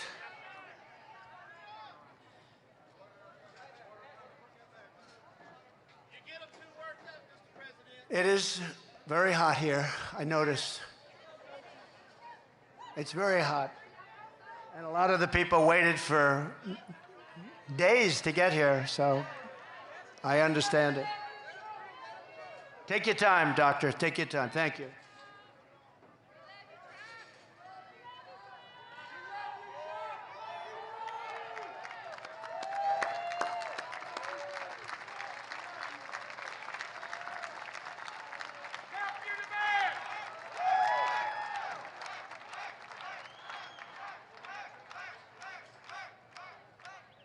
Yeah.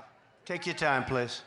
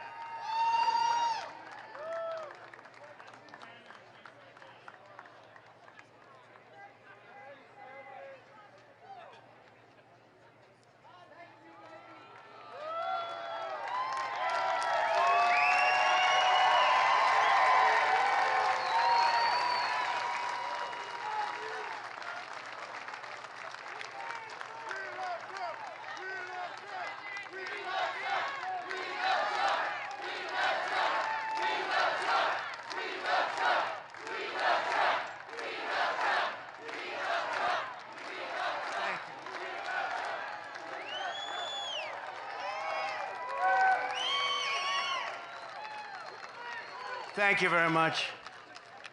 You know, they come 2 days, 3 days early, and it's a lot of stress. We lose them. The only ones we don't lose are front row Joes. I don't know what they have going. They have something going here, Governor. Thank you very much. Thanks, Doctor. But America is blessed with the greatest military in the world, but our men and women in uniform have been betrayed by radical left politicians and some generals, and at the top, they're woke. They're woke. We don't want woke generals. We want generals that know how to win, and we have them. We proved that when we wiped out ISIS, didn't we? Proved it. Sure, it'll take 5 years. We did it in three weeks.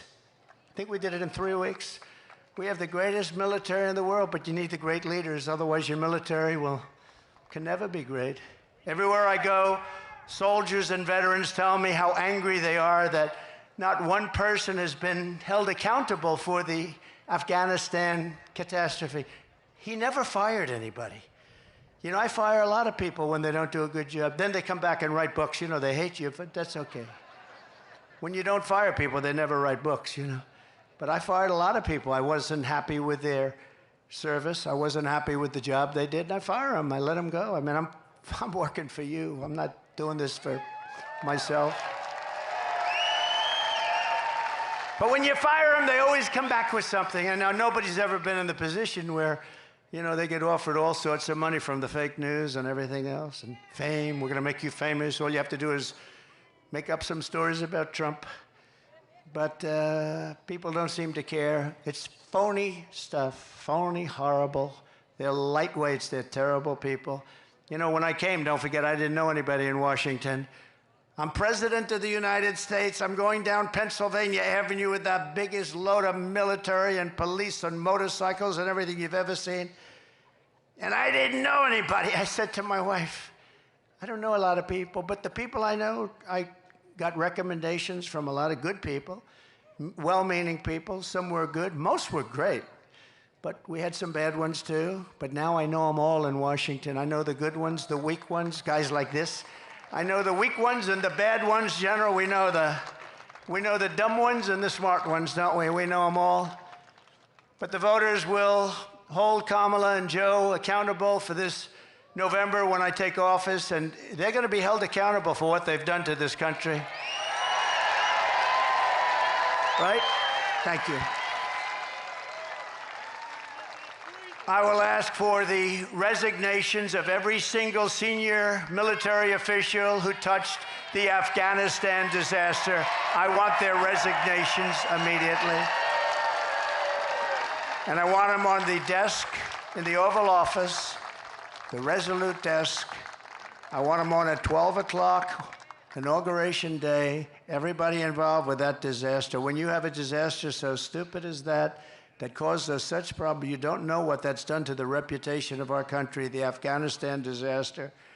This house cleaning will be a signal to the entire world and America, military, and everybody else. They want people to be held accountable for failure and incompetence, and it's just not acceptable that something like that could happen.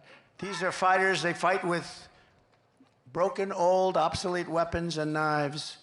We have F-16s. We have F-35s, F-32s, and we were knocking the hell out of them, just knocking the hell out of them. It was easy, but I said, what the hell are we doing this for? Let's get the hell out of there. We were getting out with such strength. They were so happy they couldn't believe it. And then these people came in, and it's horrible to even think about what happened. And countries all over the world lost respect for us because of Afghanistan. We demand success and we demand victory. We want victory from our soldiers and from everybody else. Under Comrade Kamala Harris, and I call her that because there's never been, she's a Marxist, okay? I was saying, do you think she's a Marxist or a communist? To people that really study this stuff, they weren't able to tell me. They said it could be all the way, it could be communist, but she's damn close. They said it was definitely one or the other, but they couldn't actually tell me. Was it communist or Marxist? Sir, it's one or the other. We're not sure. We'll figure it out. But under Comrade Kamala, our military has been abused for radical social experiments. On day one, I will get critical race theory and transgender insanity the hell out of our U.S. armed forces. We're taking it out.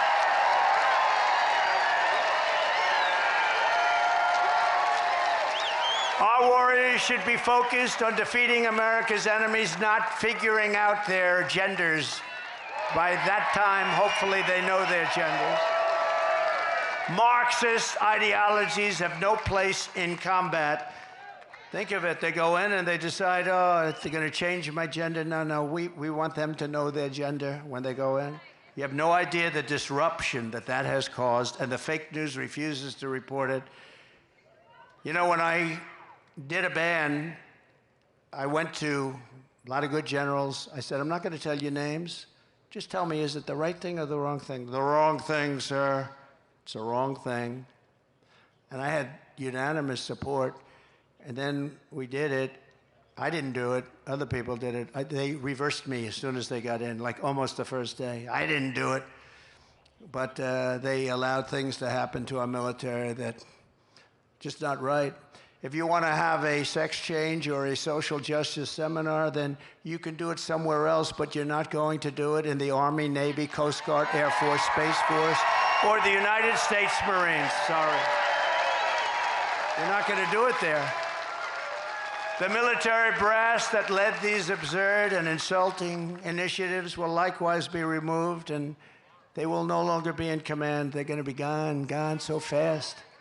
Kamala and Crooked Joe purged 8,000 service members from our military for refusing their COVID vaccine mandate. They refused to do it. We didn't want a mandate. The mandate, you just can't do that. I will rehire every patriot who was fired from the military with an apology and with back pay. They will get their back pay and an apology from our government. Hopefully they have great jobs right now and they're making a lot of money, but if they want to come back in, they get an apology and we sign them up and they get their back pay. Should have never happened. The mandate stuff should have never happened. Thanks to Comrade Kamala and Joe Biden, morale in our military is now so low that almost every single branch is suffering a major recruitment and retention crisis. You know that. Upon taking office, I will begin the largest peacetime recruitment drive in the history of the armed forces. We have to fill our armed forces with great people, but they don't have spirit now. There's no spirit. Used to bring, other soldiers would bring their friends in. Now that doesn't happen. Almost never happens. The sense of spirit, pride, and prestige will soon come roaring back and reach levels never seen before. We're going to make it so hot that I'm going to want to resign and join the military. I don't know what rank I would start at. I guess I started private. I don't know. What rank would I have to start at, General? I have to start pretty low. He said, you'll start at the top. All right, then I'll stay here. That's very good. You'll start at the top. He knows what to say. America's military must always be unrivaled and unbeatable. I mean, I see reports coming out where they do studies, and they said, under these circumstances, we'll lose a war to China. Number one, if it's true, why are we saying it? And number two, it shouldn't be true, should it? It shouldn't be true. Not going to happen. Why would they release a report like that for China to read? We're vulnerable here. She said they're idiots. That's a good word, too. Who's the woman that said that? Stand, please. Who said that? That's very good. No, it's true. She says they're idiots. No, they released a report talking about all of the vulnerable areas. We need more this, we need more that. We're weak here, we're weak there. I don't know who does this report. Why would you release a report like that? So after years, that's like saying we have no ammunition. Well, ladies and gentlemen, we have no ammunition at the time. We're the United States of America. You know why? We gave it all up to Ukraine and various other places. We gave them everything. Empty our warehouses of all of our ammunition. Let's give it to people free of charge. Free of charge. Cost billions. Free of charge. Everything's always free of charge. So after years of horrific depletion with the comrade sending our missiles and airplanes, ammunition to other countries, I will make a historic investment in rebuilding the U.S. Armed Forces. I did that once before, but I have to do it again because they've depleted it, just like they've depleted the strategic oil reserves, you know? We have the strategic, in all due respect, it's not for filling up your car so that you have 4 cents a gallon less and that you vote for Crooked Joe. It's not meant for that. It's meant for war. It's meant for tragedy. It's meant for real stuff. It's at the lowest point today in its history. We almost have nothing left. And we had it at a level that was such a beautiful thing to see. We will increase funding, but at the same time, the days of blank checks for the weapon systems over the past are over. I tell you what we will build, though. We're going to build a great iron dome over our country so that we don't have to get hit. We give it to other countries. We help Israel and other countries. And Ronald Reagan wanted it many years ago, as you know, but we didn't really have the technology then. He was right, but we didn't have the right technology. Today we have unbelievable technology. And, you know, we have other countries that have it. This country should have it. And we're going to make it right here, and we're going to make it in other of our great places. But a lot of it's going to come right out of your state. It's time to create the arsenal of the 21st century. We need that. That means aggressively shifting funding to keep America on the cutting edge, investing heavily in drones and robotics and artificial intelligence and hypersonics. Do you know, hypersonics, these are missiles that go 7 times faster than a fast ordinary missile. 7 times faster. So fast that for the most part, you can't shut them down and you can't shoot them down. They're going at levels of speed that nobody thought was possible. Do you know, that was our technology that was stolen by Russia. And Russia has them, and I started them very quickly. But somebody gave Russia, years ago, before me, all of our plans and specs for hypersonic missiles, and they built them, and we didn't. He said Bill Clinton. It could be. It might have been, in all fairness, might have been a little after Bill Clinton. I used to like Bill Clinton. Can you believe it? It could have been Barack Hussein Obama, perhaps. We should ask him. Now, he was very nasty last night. I try and be nice to people, you know, but it's a little tough when they get personal. Please, again, remember, please, sir, don't get personal. Talk about policy. Let me ask you about that. We're going to do a free poll.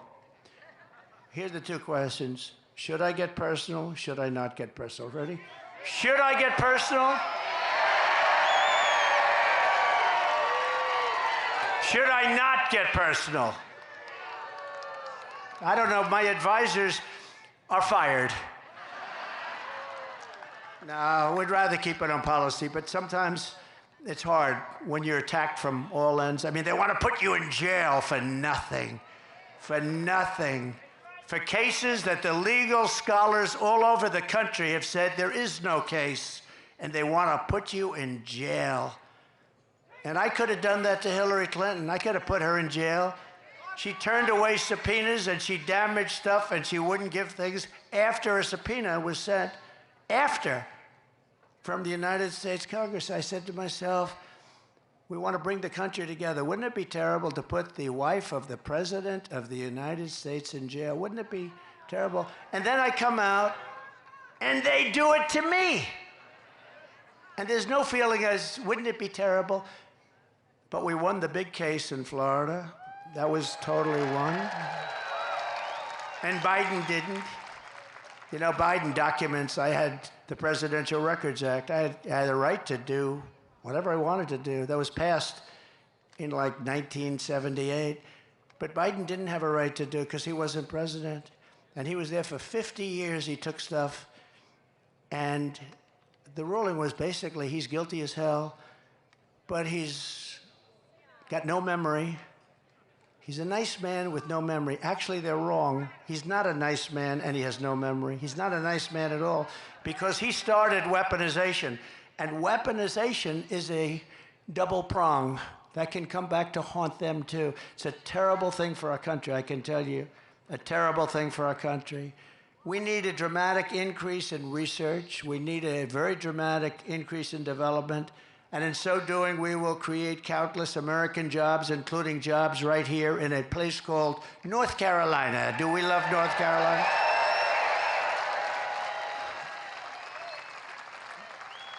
Laura Trump is from North Carolina. She named her daughter Carolina, the wife of Eric. I now say that he's the husband of Laura. We changed it. He's great. He's great, and it's a great couple, but she loves this place. She just loves it. She's here all the time. And, you know, she comes and we love her too. She's amazing. She's got a great talent, and she, along with Michael Watley, are running the Republican National Committee and doing a great job. You know, a lot of times when you do that, they'll say, oh, family. Let me say, this is not a job that this is a tough job. And our primary focus is not to get out the vote. It's to make sure they don't cheat. Because we have all the votes you need. You can see it. Every house along the way has signs, Trump, Trump, Trump, Trump, Vance, Trump, Vance. And by the way, Vance is doing a great job. Vance is doing a great job. Look at that beautiful red Vance. No, but these signs are all over the place. I see it everywhere, no matter where. In Florida, they're all over. because people want to see common sense. You know, we're the party of common sense. It's not conservative, liberal. They don't want to be called liberal anymore. They want to use progressive. We're progressive, progressive. I think liberal is more appropriate. Progressive is such a beautiful word, right? You know, it's progressive. Progressive means go forward. They don't go forward, they go backward. As we rapidly rebuild American deterrence, we will quickly restore peace and stability in our country, but all over the world. We'll make our country a much safer place. We're in grave danger of a war, a third world war, I tell you. Before I even arrive at the Oval Office, and as I said, we're going to do things that are going to be shocking to people. But what I'm going to do more than anything else, I'm going to get things in line, and we're going to prevent that World War III. And if you look at what's going on with Ukraine and Russia, if you look at it now, there's an incursion into Russia. Then there'll be another incursion the other way. Then there'll be, and then all of a sudden, bad things will start to happen. They're already starting. By contrast, if Comrade Kamala wins this November, World War III is virtually guaranteed to happen. Everything she touches, she destroys. Everything that she's touched, you look at her life. She was district attorney in San Francisco. The place went to hell. It was the best city in the world probably 15, 18 years ago, 20 years ago. Maybe in the whole world, it was one of the best cities in the world. Then she becomes the Attorney General of the state of California. That place went to hell. It was helped by Gavin Newsom. Newsom helped, but she was terrible. And it's crime-ridden, and I mean, you can't walk down the sidewalk anymore. It's just unbelievable what's happened to that state. So sad. Best weather, beautiful ocean, everything is good, but they've just let it go to hell. And she's going to do the same thing to the United States. And when she says, I'll let you frack. Her whole career, she said no frack, in Pennsylvania in particular. No, because they get tremendous wealth from fracking. They're going to be stopped, 100% they're going to be stopped. She just changed her view a few months ago. You got to see, you know, she ran against Biden. There were 22 people running. She was the first to leave. She quit because she went down like that. And she was the first one out. She never made it to the first state in the primary. She never made it to Iowa. Never made it to Iowa. She didn't get one vote. And she still hasn't gotten one vote. And she won't have one vote. Think of it. Biden, I'm not a fan of Biden. I think he was terrible. A terrible president. What he did to our country, you look at him with the planes and the stairs and the falling all over the place, and he had no idea what the hell was happening. He couldn't find his way off a stage. A stair here, stair there, stair. I got stairs all over the place. He'd finish his speech, I'd look around, where am I? His speeches lasted, the nice part, it was good in the hot sun because they lasted for about 2 minutes and you could go home. But nobody would come anyway. But we can't let her, she's much worse than him actually, because she's actually more radical. He never believed it. He just did it for votes. I don't know why you'd get votes by having open borders. You know, she wants open borders. If she became president in 4 years, you'd have 60 to 70 million people from all over the world. And it's not just South America. And remember, they're releasing them from their jails and their prisons. They're coming out of jails and prisons and mental institutions and insane asylums. Then we have hundreds and probably thousands of terrorists that have come into our country. We probably have a few here. Welcome, welcome. But we probably have a few here. And she's all for it. And now she's saying, and you see what she's saying, well, the wall was largely built. We were adding space onto the wall. We built hundreds of miles of wall. I actually took it because Congress gave us a hard time and the Democrats were brutal. We had 11 lawsuits and we won all 11, but I took it out of the military. I called it an invasion of our country. It was an invasion. And we built hundreds of miles of wall, and then I was going to do 200 extra. We ordered it. It was there. And we had that rotten, horrible election where we did much better than we did the first time. And bad things happened, and all of a sudden, I hear that they want to have open borders. And I thought they were kidding. Who the hell wants open borders? And then they said, we'll give you health care You know, now they're saying all about how they're getting tough in the borders and how they were tough, except they have a couple of problems. Do you know that we flew in 1 million people, airplanes, over the top of the border, beautiful airplanes. They're flying them in. If you want to stop people, you're not flying them in on airplanes and many other things. No, they wanted open borders, and we have a country that's loaded up with many, many criminals right now, of the worst. They emptied their jails. They emptied their jails and prisons. They emptied their mental institutions into our country, largely. Now, they're continuing to do it. But if you look at many of these countries that we're talking about, frankly, who can blame them? They're dropping their prisoners into the United States of America. They're dropping all of these people into the United States, including their mental institution people. Any terrorists they have, they're dropping them into the United States. We're taking hundreds of thousands of people that were in jail for murder. You take a look at Venezuela, their jails are half. And I'm surprised half, because frankly, I would have worked faster than that if I were running it. I would have had all of them out of there by now. They go to Caracas, they take all their gang members, all of their killers, their murderers, their drug dealers, they take them and they're putting them into the United States, and their crime is down 72%. In fact, next time what we'll do, instead of North Carolina, we'll have our next little gathering in Venezuela, because it will be much safer than being in our country. If these people win, you're not going to have any meetings, you're not going to have anything. There'll be chaos in our country. And we just can't let it happen. We can't let it happen. We can't let it happen.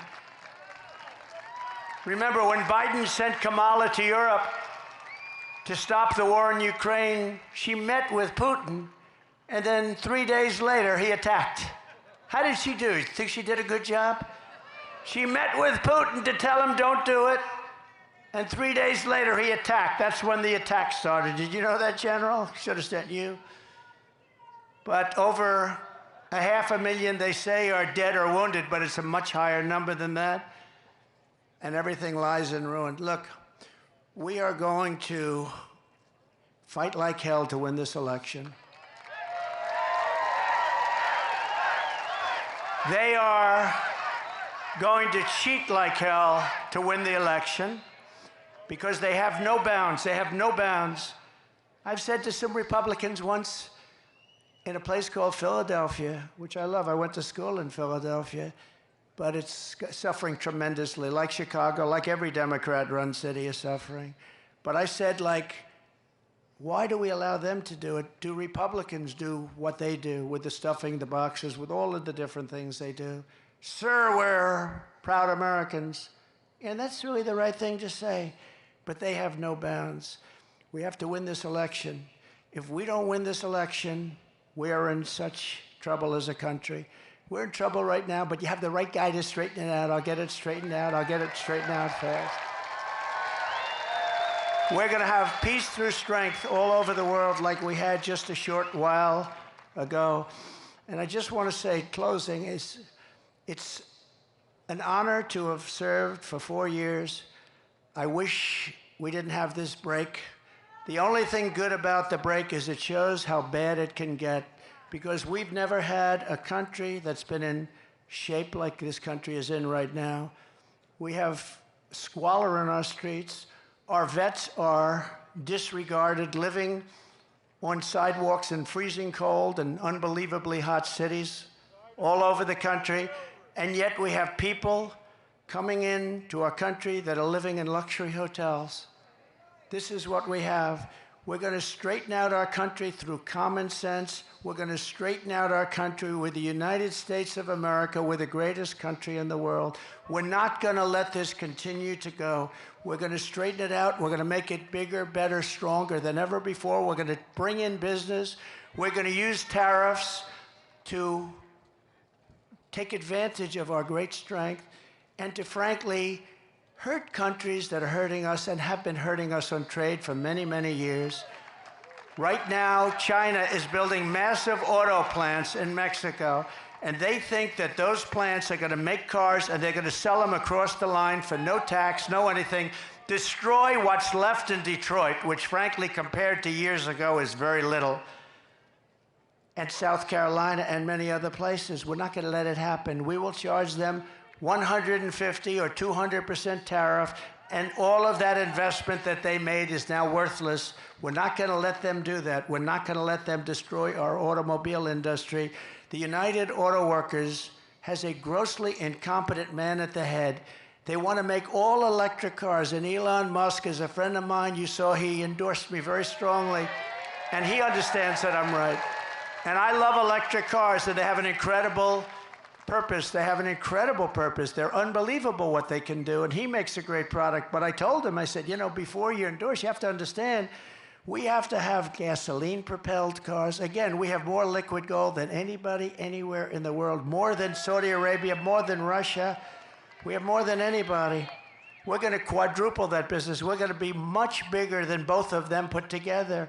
We're going to pay down debt. We're going to reduce your taxes. I gave you the largest tax cut in history, the largest regulatory cut in history. That created all of the jobs.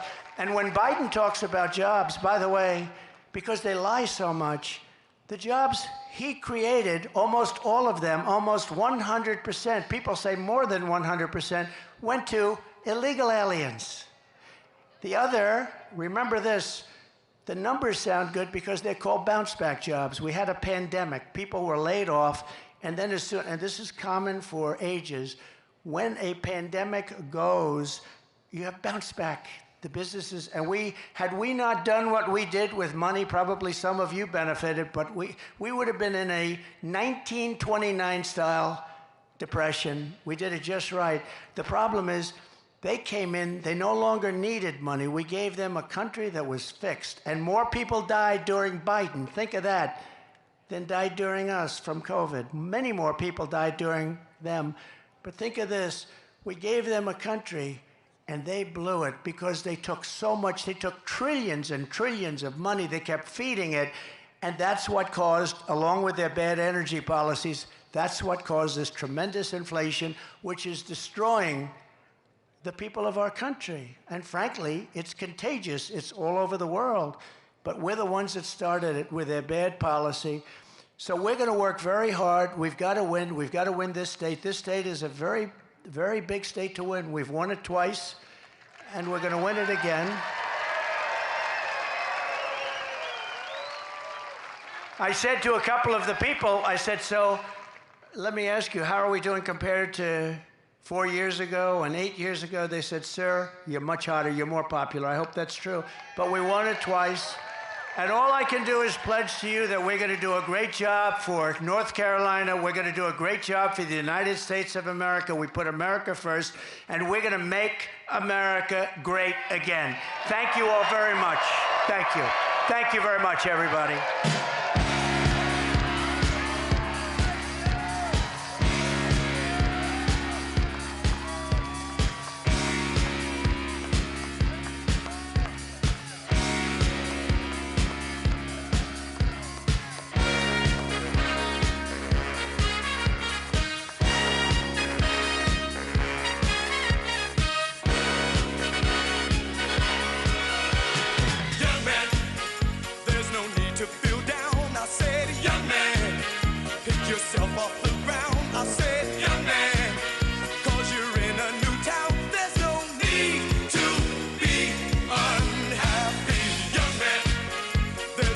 You can go, I said, young man.